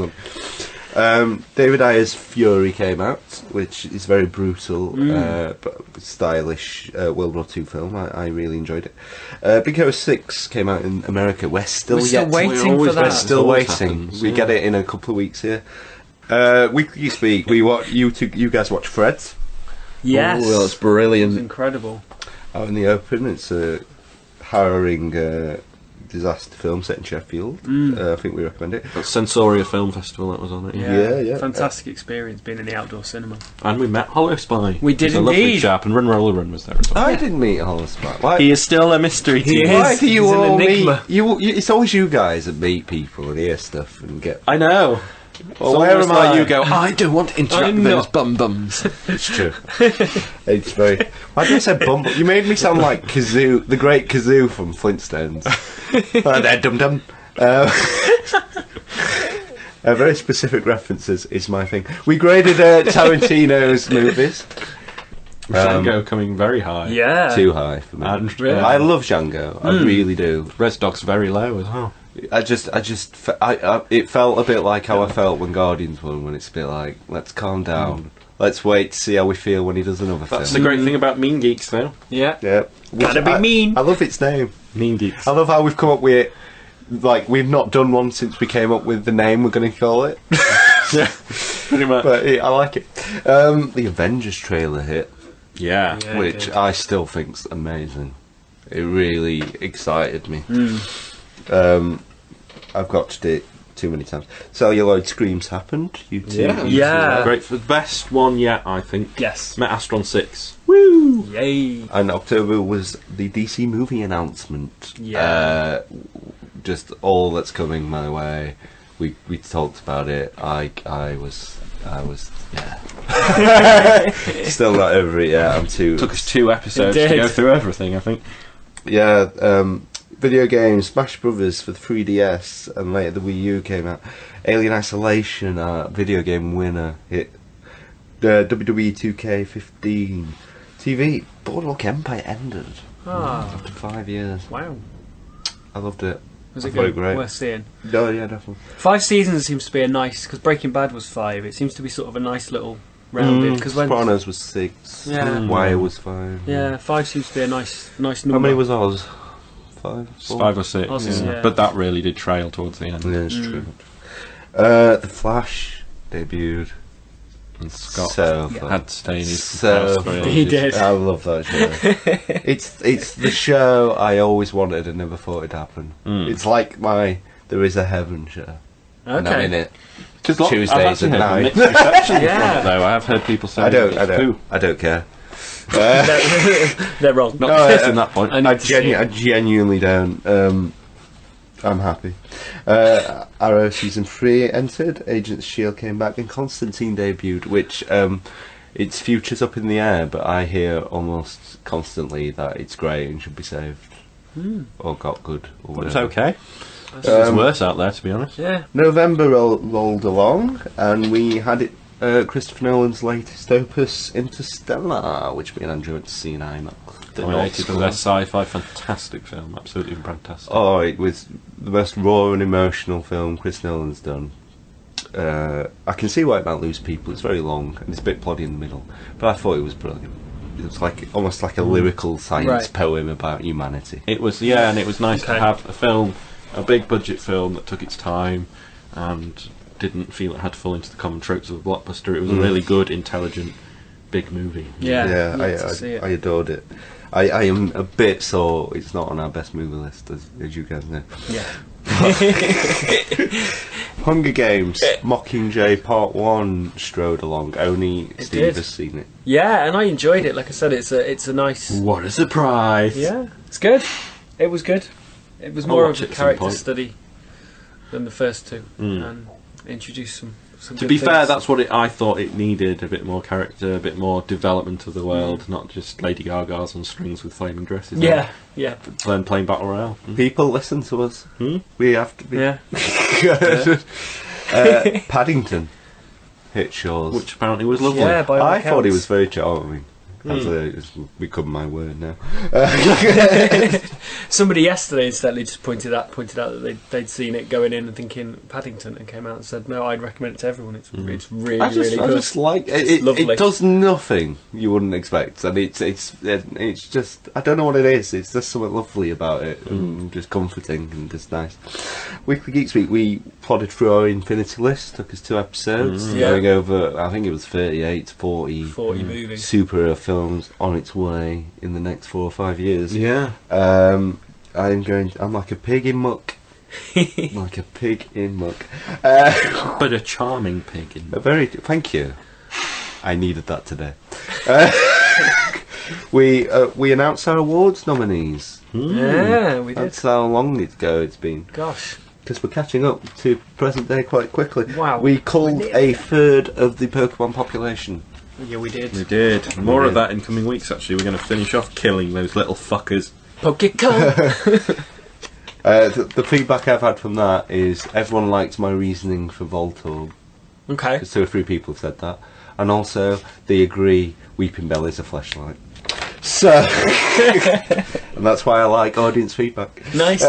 Pokemon Omega Ruby joined us, Football Manager 2015 joined us to ruin my life, like it always does. Call of Duty Advanced Warfare, Lego Batman 3 and Grand Theft Auto 5 for PS4 all hit home. It's time for games. You know? Yeah, Lego Batman 3, I played the demo the other day and I want it. I want it. It's good. I want it all over my face. Yeah. What? December, the year ended. Oh. You died. No. But not before giving us a third night of the museum film. Which I want to see. Maybe. A second Dumb and Dumber film. Yeah, again, want to see, but I've heard it's a nice I'll see revisit, it, but it didn't really. And a sixth return to Tolkien's Middle-earth in The Hobbit Battle of the Five Armies. Which split people, from what I gather. And I can see why. I did see it. As a self-contained film, it's just odd. It just feels like going through the numbers Hobbit film. But I imagine if you play them together as a climactic third act, I imagine it's fine. But it's almost a relentless battle. It could have been 2 films. Yeah. It could have been 2 films. I think the third, more than any, feels like I wish it was, if you know what I mean. Right. Great But it's moment, but there is bits you can get rid of out of the first 2, definitely. and I don't see why you would stretch it to 3 films. I fight its corner. I think it's okay. It's a nice revisit to the world, but it's not brilliant. It lets itself down on that fact, and I think they should have just left it as 2. I don't know if that's a studio decision, a Peter Jackson decision. The interview didn't come out. Oh, It did not come out. did it not? No. I don't know I've not heard if of you're this film. aware. No. They just thought, nah. Not I'd bothering. be reading, and it was something like they were like, nah, Not doing it. bothering. Not playing. No. Weekly Geek Speak, we had our Nightmare Before Christmas commentary. We trailer trashed the Jurassic World, Terminator Genesis, and the big one, Star Wars trailer, which all got Which was released. just I mean, we live in exciting incredible. times, don't we? Yeah, Exciting times so indeed. happy. We were hit with Suicide Squad and Bond news. The Joker was cast, Yeah. and no one reacted, Yeah, which I think's a big moment. Yeah. definitely. We had our Christmas special, then we had our Christmas break. It still feels like we're only just like slowly crawling back, doesn't Yeah. it? We I think we only missed a week, but it felt Yeah, like we we were would. gone forever It because did. of the way we Real, like, recorded. celebration meeting when we came back again. Yeah, it was really Yeah. weird because we pre-recorded a lot to like have a big break, didn't we? Yeah. It's the longest we've ever gone. It really is. Yeah. I missed you guys. Yeah, missed you too. Thank you. And that was the year. And that was the entire Oh, year. that was it. Let's Year's get over. on and do some more awards. I could do that.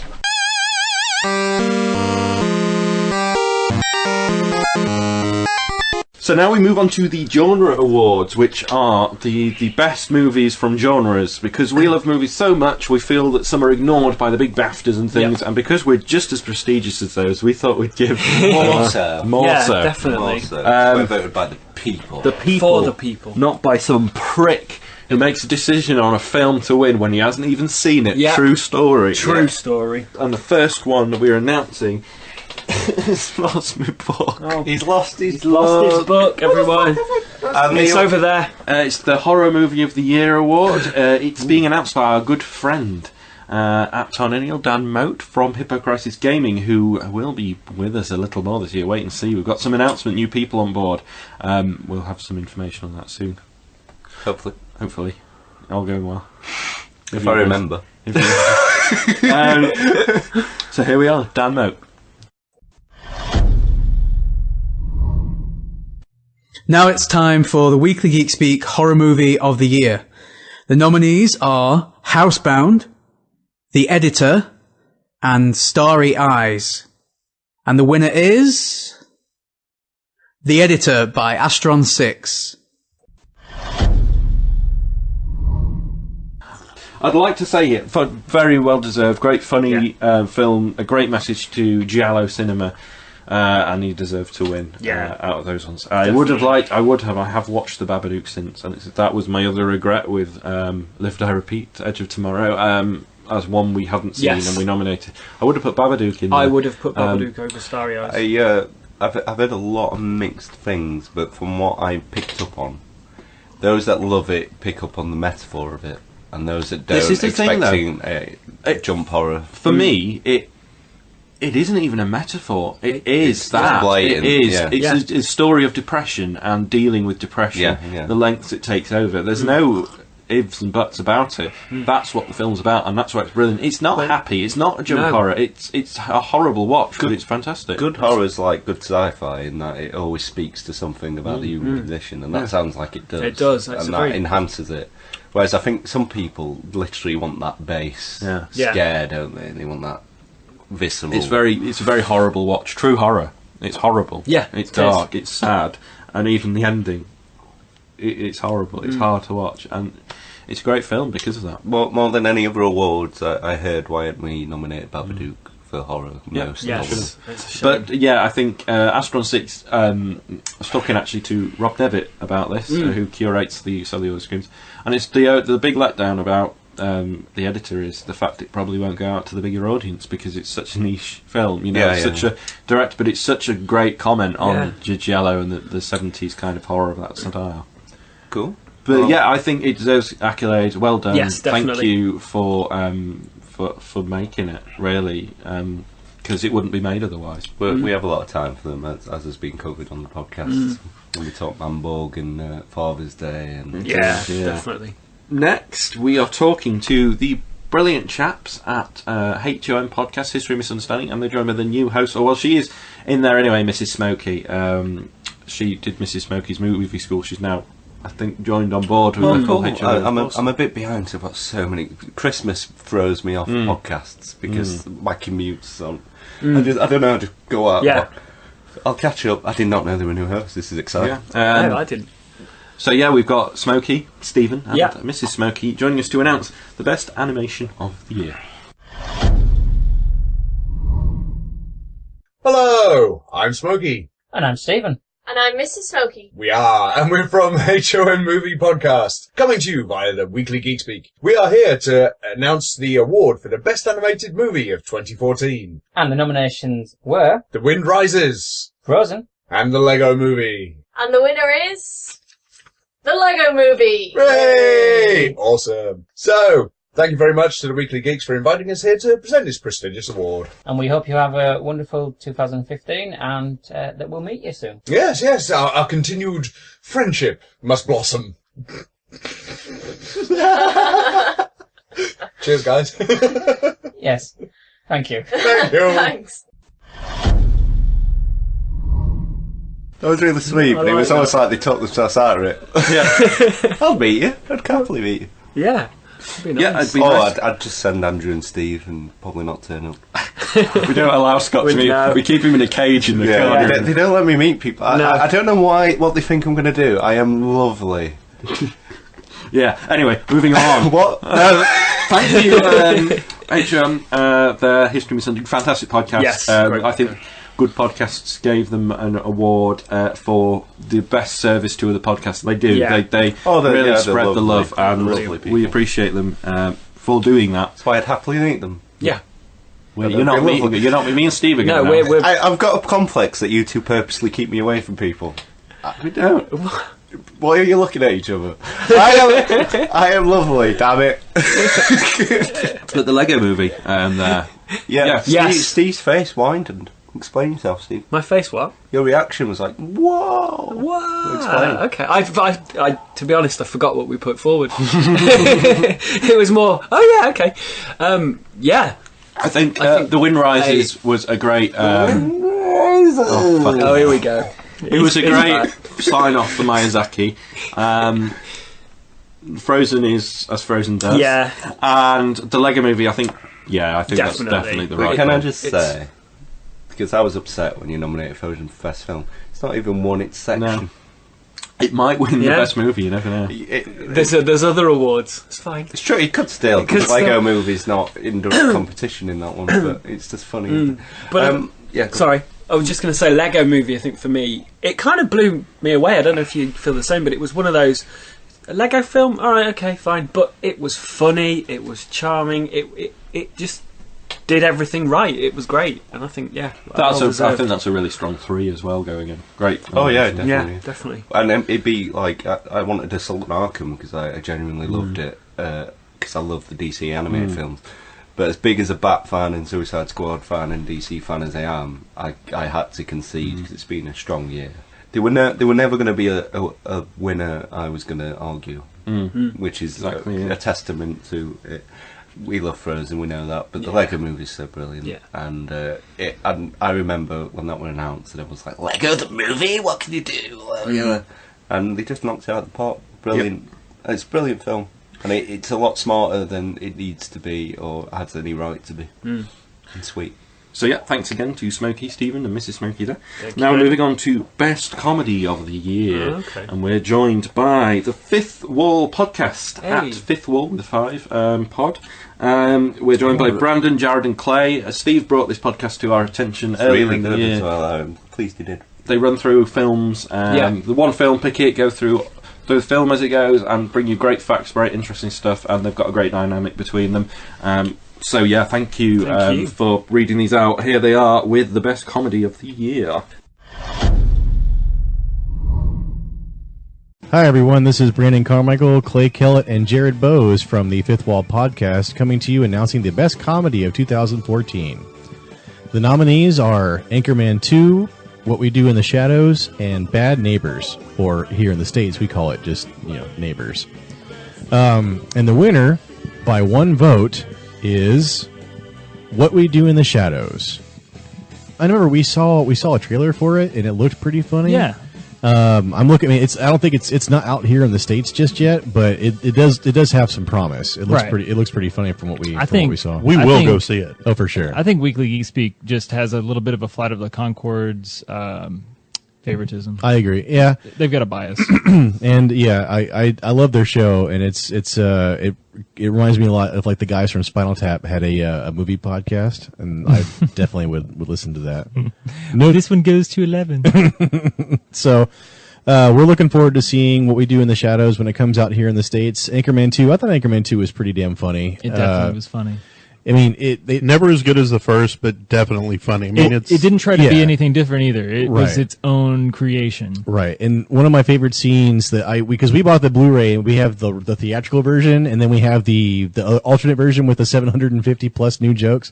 When I saw the trailer for it, like when he's at the girlfriend's house with the dinner scene, it's like, can you pipe it and pass me the potatoes? And so in the theatrical, I think it wasn't in that. Can one of you convicts pass me the potatoes? Ex-convicts, yeah. So I mean, the whole thing with Brick's funeral was great. Brick's funeral was hilarious. The RV scene when they in slow motion flying through the RV. It's on autopilot. It's on cruise control. Right, that's right. Yeah. That's like autopilot, right? Kind of, sort of, right. But even like the whole thing with like Kristen Wiig and Brick's relationship was great. Yeah. What does he call her hair? Your hair looks like a fuzzy marshmallow or something. Something like that. And but I think the fact that they took the fight scene to the absolute next level was so MTV funny. News shows up. Right. Yeah, because Will Smith was there and all sorts of different. And they brought in Tina Fey and Amy Poehler. Yeah, that was good. That was good.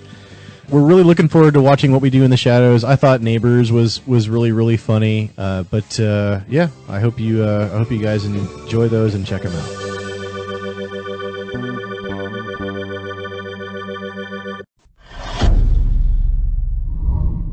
So yeah, thank you very much, guys, from the Fifth Wall Pod. Do follow them at Fifth Wall Pod with a 5. Fantastic show, as we discussed earlier.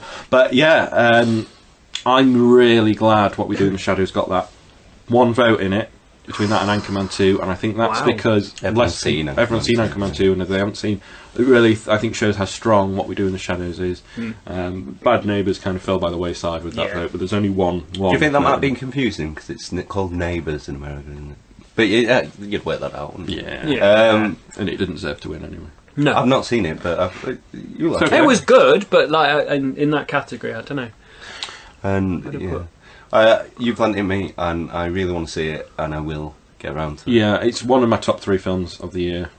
Yeah, it's a great. I've seen it since, and it even second viewing, it's great. I've only had really one person not be blown away by it, and even they were like, "It's good, it's not bad." That's what I mean. Yeah.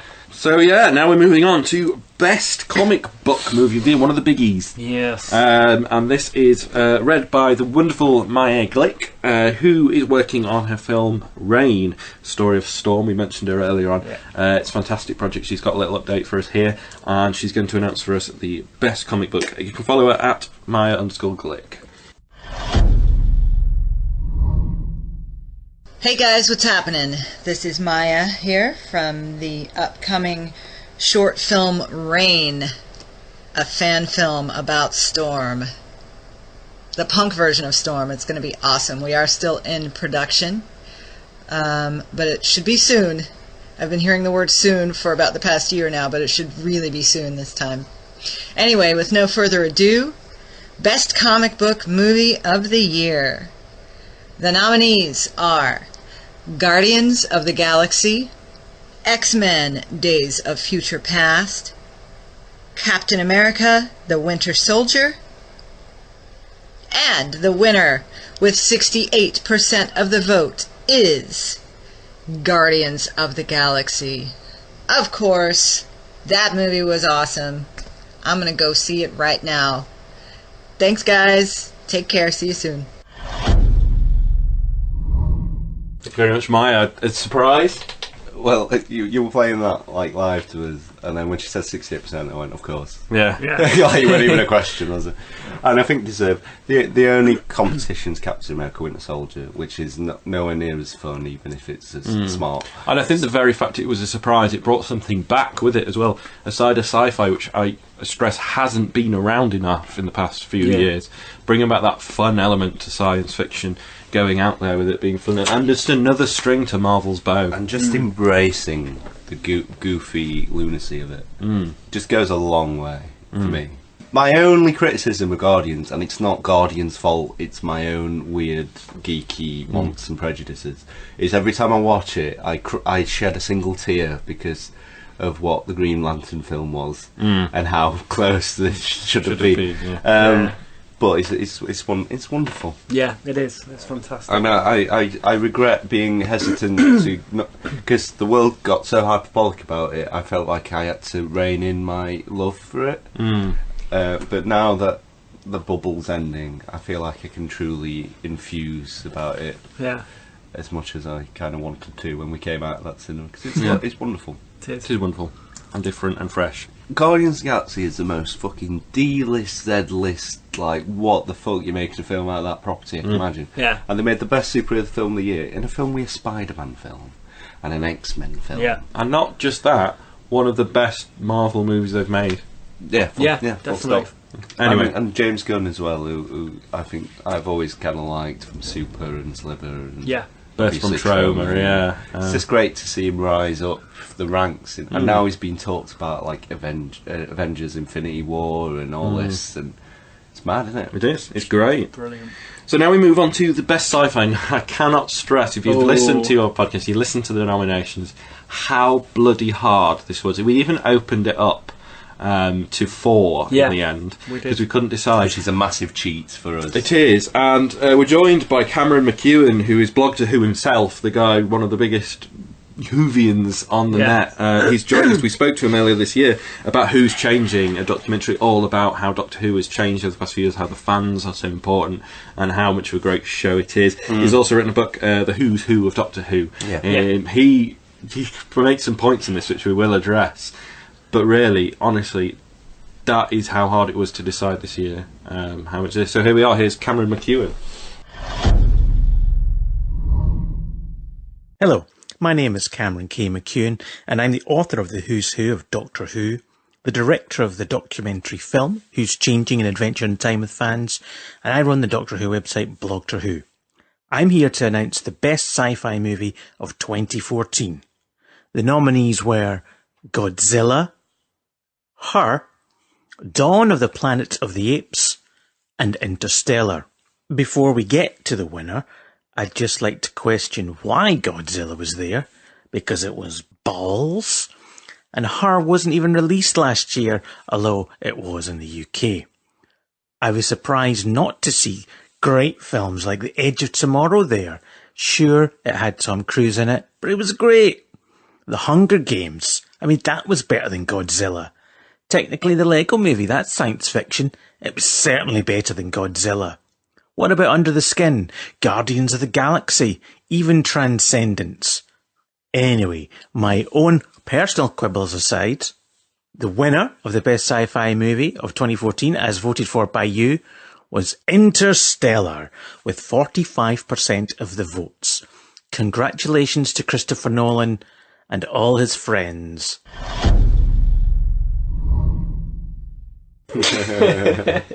Well, that's it though, isn't it? Yeah. I mean, Her, just to address that point, Her, we pick them between November and November of the year, and it is a new UK release date, that's why Frozen's in there. So yeah, like, good point though. Godzilla split people, we can see there the other side. I know JT Movie Podcast really didn't like it, but it hits and base Giant Dinosaur. I'm a Jurassic Park generation, it kind of hit me in the right place. Well, I think we're kaiju fans, and we really wanted this to be good, and we watched it in the best possible way we could, or like a IMAX screening when we were most hyped. And yeah, you only get 9 or 11, whatever it is, minutes of Godzilla, and yeah, it's a bit popcorn munchy, and these hot plot holes here and there. But it exudes with Easter eggs, and all the Godzilla bits themselves are so fucking cool. And it's been what, 20 years since the Matthew Broderick Godzilla, and I've been left with that for 20 years. Yeah. So getting this, I unapologetically, it's one of my favourite experiences of the year watching that. Definitely. Is it as good as Edge of Tomorrow? We hadn't watched, but that's the thing I was going to say. Yeah. Watching Edge of the Tomorrow, it could have knocked Godzilla off. I think it is that good. Yes. The only problem I had with Edge of Tomorrow was how the aliens looked, but that's really petty. Otherwise, it's fantastic. It's absolutely fantastic. But yeah, I think valid point. It just demonstrates how much it was a difficult one. I mean, I don't begrudge anyone who didn't like Godzilla. I can certainly see why. I haven't seen it a couple more times, but I just like it. I mean, technically, Guardians could have been in there as well. I mean, technically, Lego Movie could have been. It's a great year for sci-fi, definitely. And I think that's something we should shout from the rooftops. How great this was for sci-fi. I think it was more. We felt Godzilla should have a mention and be included in its specific category. And I think we kind of went for the spectrum as well, didn't exactly, we? You've got popcorn in there. You've got Her, which was a great kind of indie feeling. One wasn't really indie, but it was a different drama sci-fi kind of thing there. Interstellar was the intelligent blockbuster, and what was the other one? Dawn of the Planet of the Apes was just fantastic. I would have never expected ever to see a Planet of the Apes movie that was so good as Rise and Dawn. But anyway, the winner was Interstellar. I think they're probably rightly so. I think it's worthy winner. The way we came up with our best picture, we all kind of got a vote, and it looked like at one point it was going to be Guardians, Interstellar, and Dawn, and I were going to be so happy because it was like I picked it myself, and then you all changed your mind, which is your prerogative. I didn't. I went Dawn. Oh, sorry. I love Dawn. I hadn't seen Dawn or Interstellar. And you were stuck between Guardians and Frozen, weren't you? It's my great regret, though, that we didn't put that for best movie, because it's certainly the one that affected me most. And I just thought it was wonderful. And I mean, even that's probably divided people to a certain extent. But I don't know. It's just part of me regrets not giving it. But it's got 100% record. It is won the only award it's been nominated for by us. What can we say? It's a fantastic movie. Do go see it if you haven't. It's a real thinker. It's a real clever piece, and I love it. I absolutely love it. My only thing is, because it demands your concentration. I think seeing it in a cinema is perfect because it looks spectacular and it demands your attention, and you can even get through the ploddiness. You've got to sit and watch. I just wonder, people visiting it on DVD, I'm expecting a lot of gabbling through it. Yeah, and a lot of, it lost me, it bored me, and that might start annoying me, but I loved it. It was... So there we are. Now we're going to have a quick look at the upcoming TV and films for next year, and then we'll be going on to the big winners, the best and worst of 2014.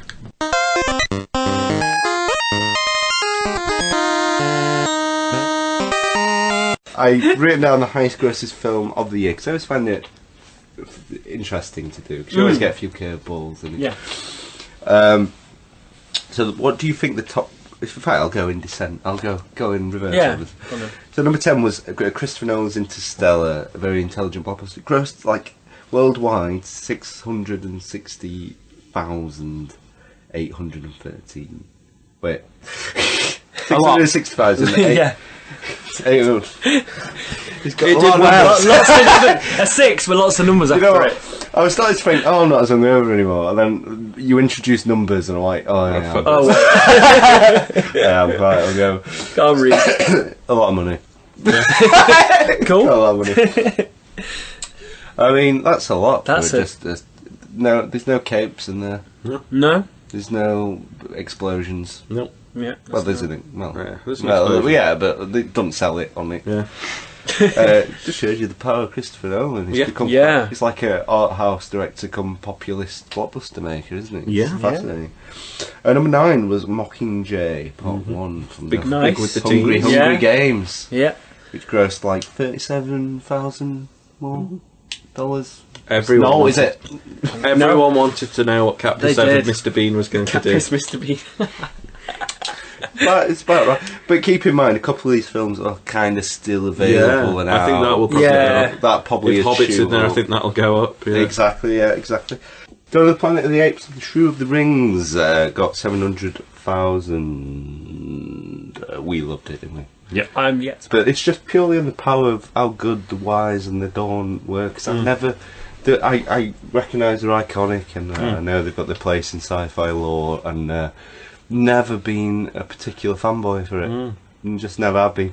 But I'm slowly becoming one. Yeah. Because of just the quality of these two films. And I'm looking forward to War of the Planet of the Apes. War. You man. So I have to do that. It's becoming like some ape Tourette's. Amazing Spider-Man 2. It will not surprise you. Wow. It only beat Dawn by like 100,000, which I know sounds a lot. But it's not much. It's not in terms of box office growth. Spider-Man sells. Yeah. Just the fact you could shit on a piece of paper and put Spider-Man's name on it, and it does well. AKA Spider-Man 3. Captain America: Winter Soldier beat it. It's great. Hobbit: Battle of the Five Armies, and that will only go up because it's already creeping up to 4th place already. Christmas Lord of the Rings Will not surprise anyone. X-Men: Days of Future Past did like 748,000. 100,000. What's me with maths? What is me with maths? What is me with maths? I am shutting down as we go. Maleficent is probably the biggest. I did not know that many people went out and saw that. No, I just must have cocooned myself away from it. Yeah, I think all the things I've heard about it have been very... I've not heard a lot, but what I have heard has been very positive. I've heard not Angelina Jolie's good. Yeah. And some of the effects are good, but it is a bit boring. That's the main 3 points I've heard. Right.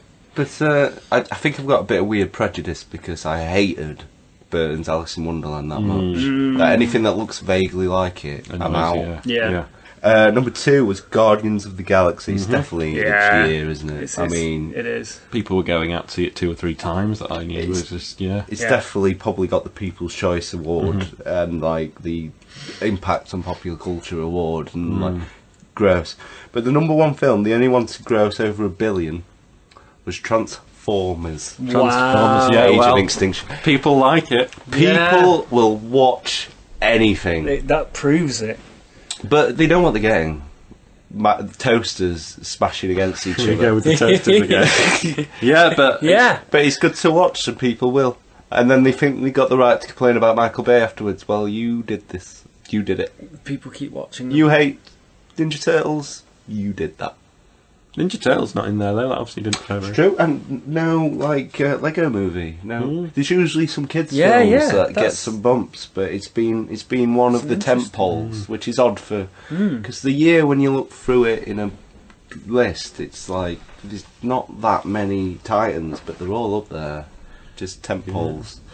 So let's move on to the I just thought that'd movies. be interesting. It is very Yeah, I interesting. like But it. the movies for next year, what have we got coming up, Steve? So next year there's a fantastic list of things, as we know. I mean, we start off with 50 Shades of Grey, which we Valentine's can't Day, say baby. enough about. Steamy. Still haven't seen the trailer. It's gonna be Doesn't. Yeah. Sticky and Will it be sexier than Nymphomaniac? Yes. Yeah. I will say that. You know, the book took the world by storm. It did. It's one for the quote-unquote women. I'll probably watch it out of weird curiosity. Yeah. It's probably not for me. No. But I'm not going to watch it in the cinema. No. Because I won't want anyone seeing. As long as they are. If they That ask, metaphorical erection on show. the sexy line I hope they do ask is whether they prefer robot arms or panther legs.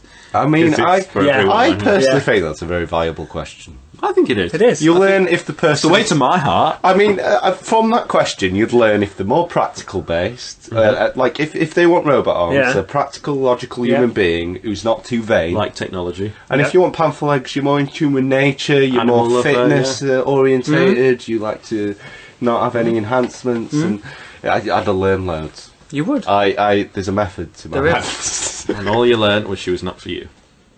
I learned I'm weird and put people off, drop of a hat. Avengers: Age of Ultron. It's a big one for the year for me, if I'm being honest. Another trailer due, I believe. Yes. Mad Max: Fury Road in May. I'm quite excited about that, actually. Probably Sooner than I thought some of as my well. top ones. Looking I forward mean, to. I love Mad Max. You still need to watch the second one. I know, You do. I know, I You do. do. And I'll probably like the second one. I will watch that though with intrigue. We're getting Jurassic World in June. I could so see it going any which way. Yeah. The loose Yeah. with Clyde the monkey. Either. But gonna have to watch it. We're Yeah. gonna have to review it, and we're Definitely. gonna have to chuck a penny in, aren't we? We are, yeah. It's hard to really. It's so weird in my head. I Yeah. don't know what to expect. Yeah. The trailer didn't even sell it. I don't know. I still feel like I do from day dot with this one. Yeah. So wait and see. That's our catchphrase on it, isn't it? Yeah. Worse than three. It's hard to call. And then the one we're definitely going to see, we're all waiting for, we're clamouring for it, Magic Mike XXL. I liked the first. I did. Like. We watched it We together. did all didn't we? watch it, yeah. So we'll have And to... the have only a- one protesting was the woman. Yeah. Go away, I don't want to watch this. So we're like, we'll watch it. We're fucking watching it. I thought it was good. The biggies, we're getting Spectre, James Bond, October. I don't feverishly wait for Bond films, No. I won't lie, and I thought Skyfall were a bit overrated. But I do love Bond, and I am excited by the possibility of Blofeld, and it does sound exciting. Mockingjay 2, enough said, it's coming out. And then December, and then I've just got another list, so December we're getting Star Wars Force Awakens. This is my big, I'm The world's going to uber go mad. excited for this. There's no way that film's received lukewarm. No. It will be the most hyperbolic, yeah. euphoric reaction, or the Menace Mark II. Yeah. There's no middle ground because Star This Wars is the like- it is the big one. This is it. It'll be seismic. Chappie, which we've trailer trashed. Looking Chappie. forward to that. Yeah. Really Yeah. looking forward to that. Yeah. Cinderella. Cinderella, that's happening. Cinderella. But we've seen the entire film now. Yeah, You've really, said in the that trailer was the ridiculous. whole film. I know we know the story of Cinderella, but we didn't need to see everything. Did we? We don't see how you're going to do it. Yeah. Does it have Gus the mouse? No. Well, cut it with the scissors. Best bit. It's best bit in the Disney cinema. Furious 7. Is that what it's called? Yeah. Furious 7. Oh, they usually shorten it to fast, don't they? Like fast Yeah, it's Furious 7, I think. I hope it's like a Magnificent Magnificent Seven, 7S yeah. thing where you get 7 guys who are all bad in their own right, who get the cars. Yeah, have you seen the trailer with Kurt Russell? No, I haven't No, watched. that's- I don't seek them out. Okay. It's got the Stafe in it though. Yeah, exactly. Which if anything's ever going to get me Yeah. to peek in, got Stafe. Statham like, Is he playing his character from Life. Ghostbusters? Yeah. Yeah. Is he playing that character? I think so, yeah. That's cool. From what I like yeah. that. It's a crossover. crossover, yeah. Terminator Genesis, we've spoken about. It's, yeah. Looks like trying to redo its best of hits. Yeah. I'll see it, but I don't expect It'd be that. like if Paul McCartney tried to re-record all the classic Beatles songs and released it on Christmas. You'd be like, why have you done that? Yeah. I like that. Yeah, and I'm not going to we'll buy it. But you're entitled to. That's what you think. And you go around and be on someone's side, and you curiously put it on just to see you're around to your friends. That's exactly how I feel like. And then Ant-Man, which we've all seen the trailer for. Have we? I actually was incredibly underwhelmed by it because I thought if there's ever a time you want to sell an Iron Man, Guardians of the Galaxy-esque humour about something that's goofy on paper, when you've got Paul Rudd as your lead, it's the first Ant-Man trailer just to sell it, and then for the second and third one you can sell the fact it'll be deeper and he's got heart and it'll be a superhero film. But doing it for the first one kind of tries to almost overlook the fact it's goofy. Yeah. And made it just feel incredibly generic. And this sounds stupid. Really stupid. Oh, go on. It sounded really small. And by that I mean... Small scope. Small scope. We didn't see very much. I know we saw him flying around on his little insect friend. But it didn't really hit me with anything, like, not even snippets of where it's going in terms of the larger scale. And that might work in some cases, but it didn't give me enough in any respect, really. No, that's what Not even in a tasty tidbit, it was just a bit... I got nothing to sink my teeth into. And I genuinely thought the teaser for the trailer was better. Yeah. I genuinely thought that. Screen, and the poster was better. And the trailer just made... he looks... The character looks great. And everything, but and we knew that already. I don't doubt it'll probably be good or fine. I don't doubt the quality of it. I just think it was a poor choice for a first trailer because it just made me go, meh. What did you think, Steve? I've just watched it. I quite liked it. I thought Paul Rudd looked cool. The bit where he's sort of walking into the prison, he looked quite badass. I think he'll be great.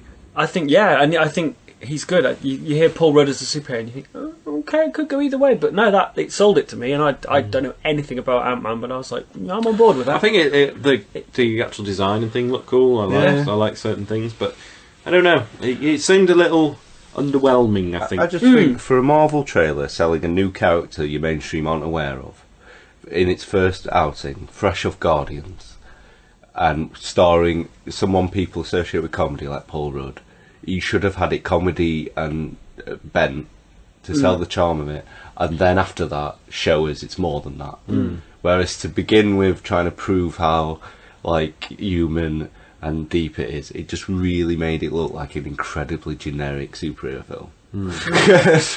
Which I just thought odd. And then they tried to salvage it in the end with a quick joke about the name, but even that tonally felt off. It did feel weird, yeah.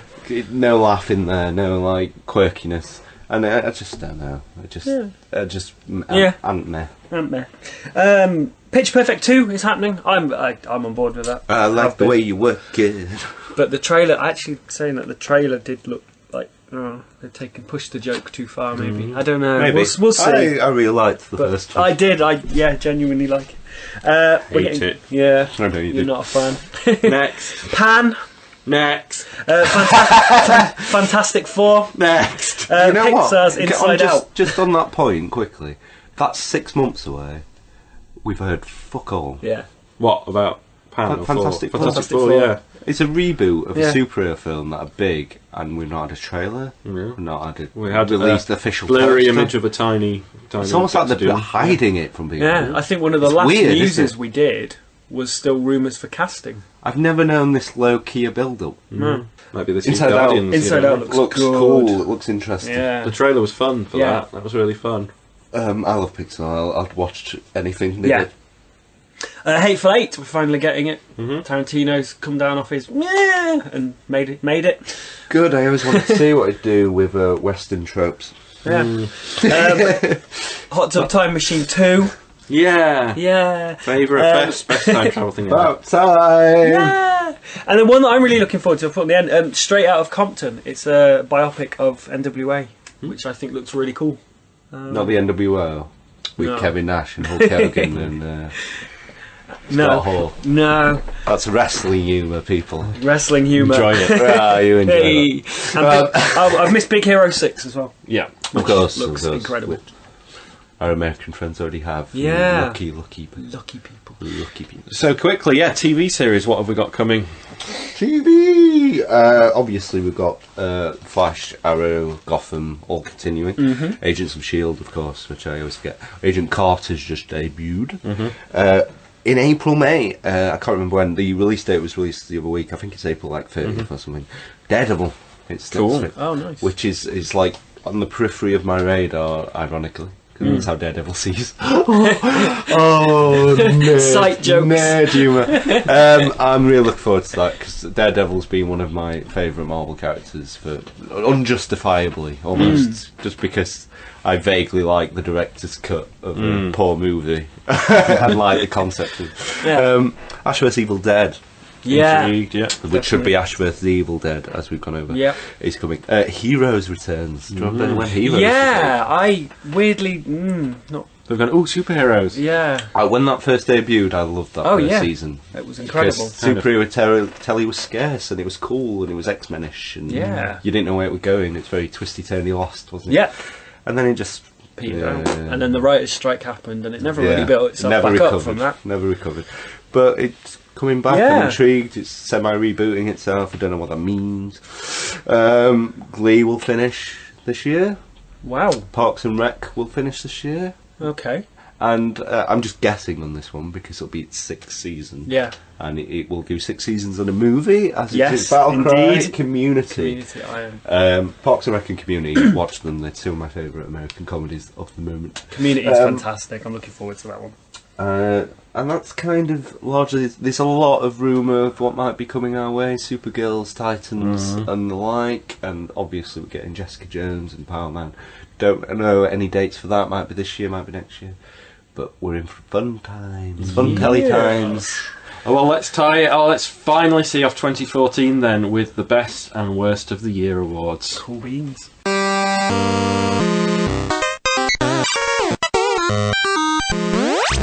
We come to the best and worst movies of the year. First of all, we're going to have the worst, and it's a double biller for you. The Miley Cyrus Worst Performance in a Movie Award 2014. Can we stress that's not to disparage any Miley Cyrus performance, because we love Hannah Montana the movie, as everyone should. Yeah, and also the Ultimate Geek Event of the Year. So we are very privileged to be joined by the Nerd Church. They were funny last year. They joined us last year. Again, I've listened to this. It's absolutely hilarious announcing these 2 awards for the worst. So we've been summoned again by the Weekly Geek Speak for the award show. They cast some sort of spell. What kind of spell was it, Stan? It was of the third sphere. Ira, can you help out there? No, I can't. I'm a resistant to third spell. Oh, okay. Third sphere. Some sort of necromancy. Conjuration, my friend. It was my bad. I would say enchantment mind affecting. Well, it depends on how you look at it. Ah, yes, indeed. Nerds. So we've been summoned once again. Yeah, we've got a couple awards to make some announcements for some awards for their annual award show. And Miles, you're looking like Miles looking a little lost. I just haven't heard of some of these movies or. Well, there's a good thing because we are in charge. The Nerd Church podcast is in charge of announcing some of the worst things to have come from 2014. And I guess we'll start it off here with the first category. I kind of feel bad because I've seen some of these things. And you watch crappy things, so it's all right. You're the God damn it. So the first one here we have the Miley Cyrus Award for Worst Performance in a Movie in 2014. Well, the first nominee is Paul Giamatti as the Rhino in the Ultimate Spider-Man 2. Which he was like in that for 25 seconds? Yeah, I think in the it's really bad. In 25 seconds you were in it. Okay. Is that what am I hearing? Is that an actual rhino? That threw me off a tad. Is that what Jeremiah sounds like when he's rutting? This is as close as I could come to a rhino sound. This is the sound of giant turtles mating. Okay. Excellent. I thought it was sex noise. I thought it was. Oh, yeah. Stan recognizes the sex noises. That's the sound I make. They really do everything slow. There's between each stroke. It's like low and slow. Low and slow, baby. It sounds like somebody blown in one of those party things backwards. That's a good segue to our second nominee, which is Megan Fox as April O'Neil in the Teenage Mutant Ninja Turtles movie. Claudia. I don't know. I don't even know. Is that still sex noise? These are elephant seals mating. What does that have to do with turtles? Absolutely nothing. It sounds like I used the turtle one already on the rhino. Okay. What's next? Ricky Gervais has the next nomination for his role as Dominic Bad Guy in The Muppets Most Wanted. It's Gervais. Masturbating. Is that what he sounds like?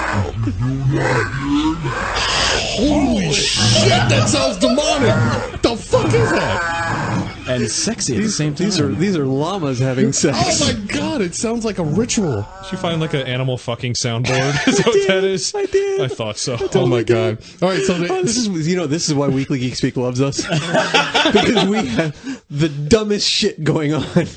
Alright, so to kill this and to save everybody. Well, so that was the again, we're talking about the Miley Cyrus Award for Worst Performance in a Movie 2014. Drum roll, Mr. Ira. Who came in like a wrecking ball? And the winner of the Miley Cyrus Award for the worst performance in a movie in 2014 is Ricky Gervais, Dominic Bad Guy, Muppets Most Wanted. Congratulations, Ricky. There you go, Richard.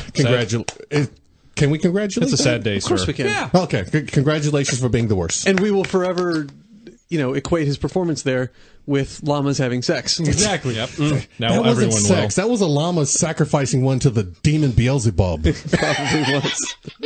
And now on to the second category, the ultimate decommend, the worst movie of 2014. Awesome. And the nominees are Michael, The ABCs of Death 2. The ABCs of Death 2. The second one is Sin City 2, Dame to Kill For. Animals fucking. These are stags having sex. Stag sex. Let's do in this one for a truck little. backing up towards him or something. What is that? I'm trying to get it. One stag has a really big booty. Okay. And when the female walks out of the woods, she says, "I'll never do that again for $2." What's next? The Harry Hill movie.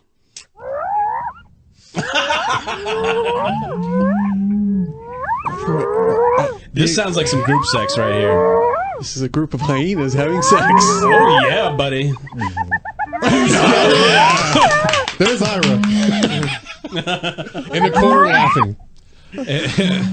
Oh my god! I don't know what the Harry Hill movie is. Neither. I have no idea. We didn't bother looking it up, so oh well. So what are our three? What were the three things? The ABCs of Death 2, Sin City 2, Dame to Die For. Dame to Kill For. Oh, to kill. I'm sorry. I have to read the whole words. Sorry. And the Harry Hill movie. The Harry Hill movie. And the winner is The Harry Hill movie. no, just goes right into that. Just like right into the. He just the way he says it is so the Harry Hill movie. We're gonna have a wolf orgy. Yeah, buddy. Congratulations to the Harry Hill movie. Harry Hill movie. Apparently We have no idea what the fuck you are. Got 72% of the vote. But it got 72% of the vote. And who voted again? People. Brits. One guy who hit the button 72 times. That's how bad it was. Yeah, you got to fix your polling data. My vote's for Harry Hill. My vote's for Harry Hill. My vote's for Harry Hill. That's exactly it. Well, anyway, Weekly Geek Speak.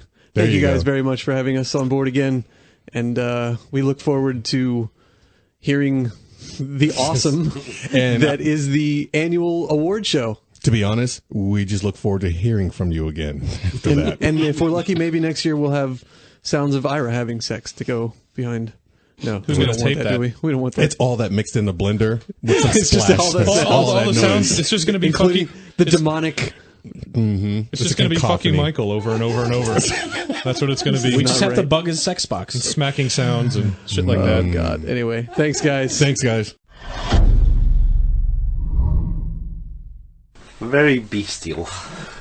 Yeah, after listening to nearly 2 hours of us, you then get some animals fucking. And that's why it pays to listen all the way through. I hear. Again, Young Upstart's been funny on my show. No, Nerd Shirts are absolutely fantastic. Oh, they are, yeah. Thank you very much for announcing that. The Harry Hale TV show, yeah, it's a British property.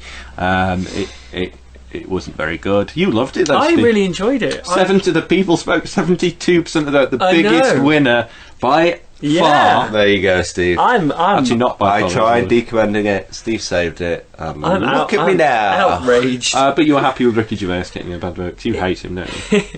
I'm surprised. I'm not surprised, but I'm surprised there was so much scorn for that above the other two. Mhm. You know what I mean? But it shows how beloved Muppets is. And Yeah. I wonder whether it's a Ricky Gervais thing, whether it was a Muppets thing. I would guess it's more of a Gervais. Yeah. I think It's people. interesting. He divides people I think extremely. it was quite close between that and April O'Neil, Oh, okay. Megan Fox. But yeah, now we'll move on. Thank you very much again to Thank Nerd you, Church. Ridley. Thank you guys. Do follow them at nerd_church. Definitely, Great brilliant. podcast. Next up is the brilliant Anywhere But Here podcast. It's Tom and Ant. They're great, and they have a great show that comes out every week. Talking a whole variety of subjects, a really good listen. They're here to announce, first up, the Best Actress Award. Hello, I'm Tom. And I'm Ant. And we're from the Anywhere But Here podcast. I feel like I should say, and you can find us. Yeah. But I won't do that shameless self-promotion here. You can also listen to us on Shiptime Transit. Yes. And you can listen to me and my other half at the Tom and Joe Show. Yeah, that's neither here nor there, because we're on the weekly Geek Speak Awards. Yeah, the podcast. award show for the year that has just been 2014. Yeah, important to note, and they probably have reminded you, it's only for the stuff that they've seen this year. Yes. Yeah, this is true. It's not for everything. And we're that's going to be come talking out. mainly about things we haven't seen. This is true. I think I've seen a third, 33 and a third % of all the movies on this list, on the lists that we've been given to read out. And I've seen 1/6. So we are best judged. Yes. To do the announcing. Well, yes, I mean, based on our Oscar episode last year. Yes, Yeah, we are very we well. are, because we get it right every year without ever watching a single film. Yes. From So, the list. which list are we discussing now? Right, this is for Best Actress. Best Actress. Out of films that the Weekly Geek Speak lads have seen in 2014. Yeah, it's very difficult. Well, end of 2013 into 2014. It's between the two award shows, isn't it? Yeah, good point. Yeah, this is a difficult category, actually. I think it was well it was well contested. Well contested, that's the word I was looking for. Right, so, the nominees. I feel like we should have some sort of Oscar music or something in the background, but we don't. Maybe they'll put that in for us. So, the first nomination is for Scarlett Johansson as Samantha in Her.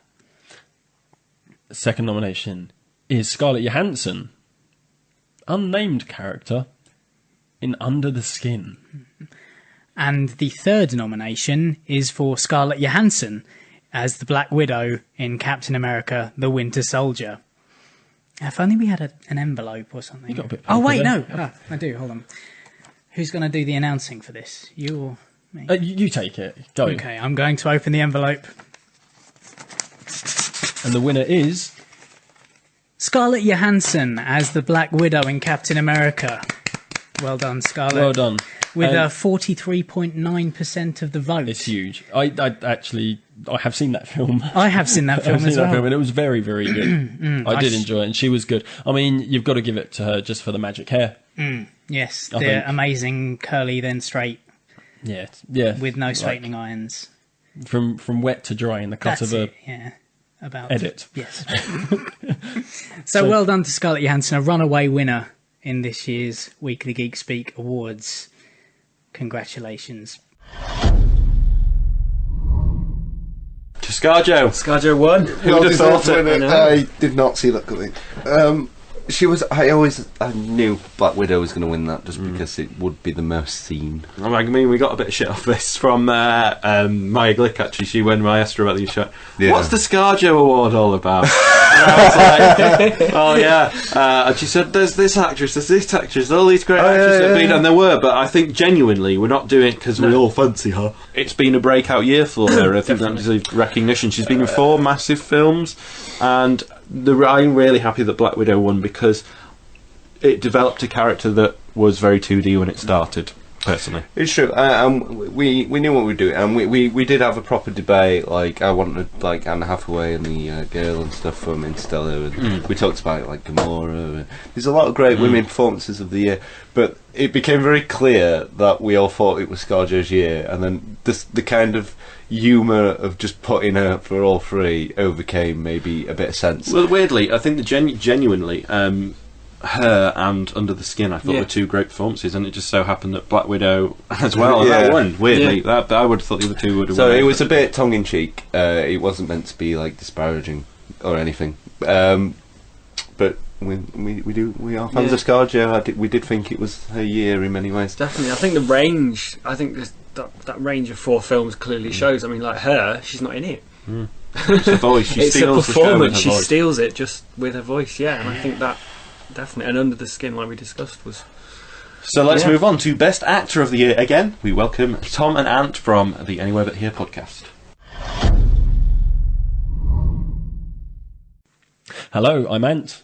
And I'm Tom. From the Anywhere But Here podcast. Switched it up there. Yeah, also Ship Time Transit and the Tom and Joe Show. Me from the Tom and Joe Show. Yeah. We are back, I imagine. Yes. I imagine this is the way they're going to do it. That's how they do it in the Academy. Yeah. With the nominations for Best Actor. Ooh. Hotly contested. Yes, I've not seen any of these films. I have only seen one. Good. Right, let's get on with it. Your first nomination is Matthew McConaughey. As part of his reconnaissance I would as say so. Cooper in Interstellar. The second nomination is for Andy Serkis as Caesar in Dawn of the Planet of the Apes. Yes. There are far too many of those in Yes. there. And or, your last... Dot Potter.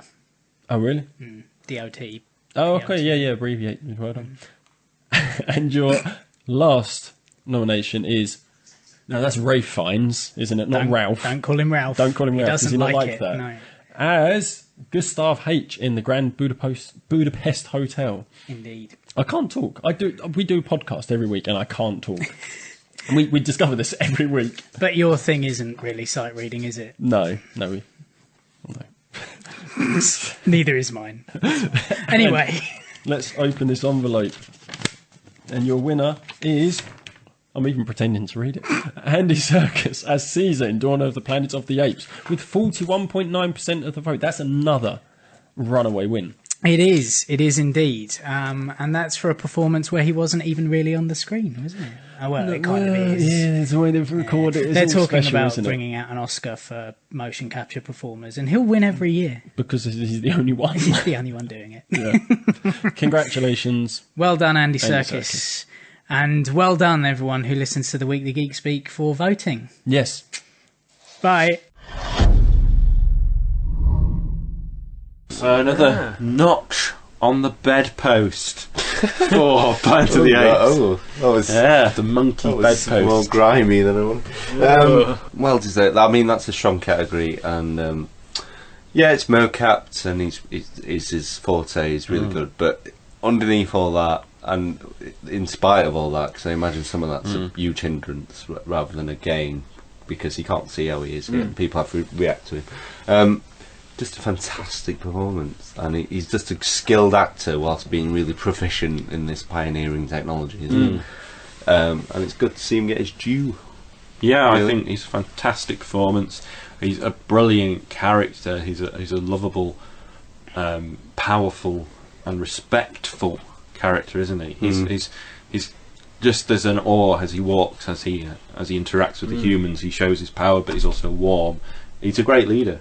And that's why he's the leader. But honourable mentions for the reconnaissance, because I thought it was brilliant, and very fine, of course. So now we move on to the big one, the best movie of 2014, as voted by you. The nominees were, from Steve, a movie he watched 473 times. A movie that Scott didn't like being brought. It was Frozen. Yeah. Well, it was more that... It was just more of what we had to admit what to you include wanted. Frozen. Yeah.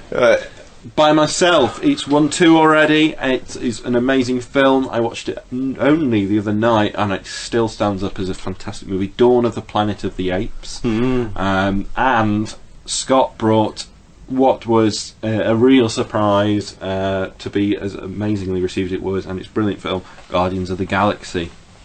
And I can now reveal, with 72% of the vote. Whoa. Wow. Frozen. No. Guardians of the Galaxy. You know what? Face. I'm drinking a bottle of water and I almost dropped it in some sort of a gas. It's like it didn't even win the animation. Guardians of the Galaxy absolutely stormed it, and you know what? I'm not really that surprised. I'm not surprised at all. It's just been adopted by popular culture. It's going to be watched to death for probably the rest of our lives. I think it's going to be appropriated a bit like Raiders or the Spielberg films we grew up with and stuff. It's just fun, great. I've not met anyone who didn't like it. A little bit of history, genuinely. So there we are. That's it. We're done. That's awesome. The review of the year. Let's look ahead to next year. We'll be back next week, where we will have our first interview of the year in our indie interview. Is that a good name? Indie-view. In our interview. See, we're building it as you listen. And we will also be talking about one of the worst films ever made. Spring Breakers comes up way too often. And I don't even want to... Not Spring Breakers, but you'll find out. You will.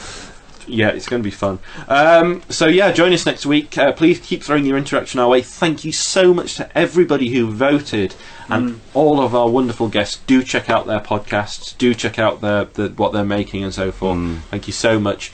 It's been an absolute pleasure and such a great response as well. I love doing this because it's great to have all of them contribute and to show our love for these other podcasts, but at the same time it really shows how much better they all are than us. So can we stop doing that? It makes me very self-conscious. Thank you very much for listening. Please be back next week for more. Love you all.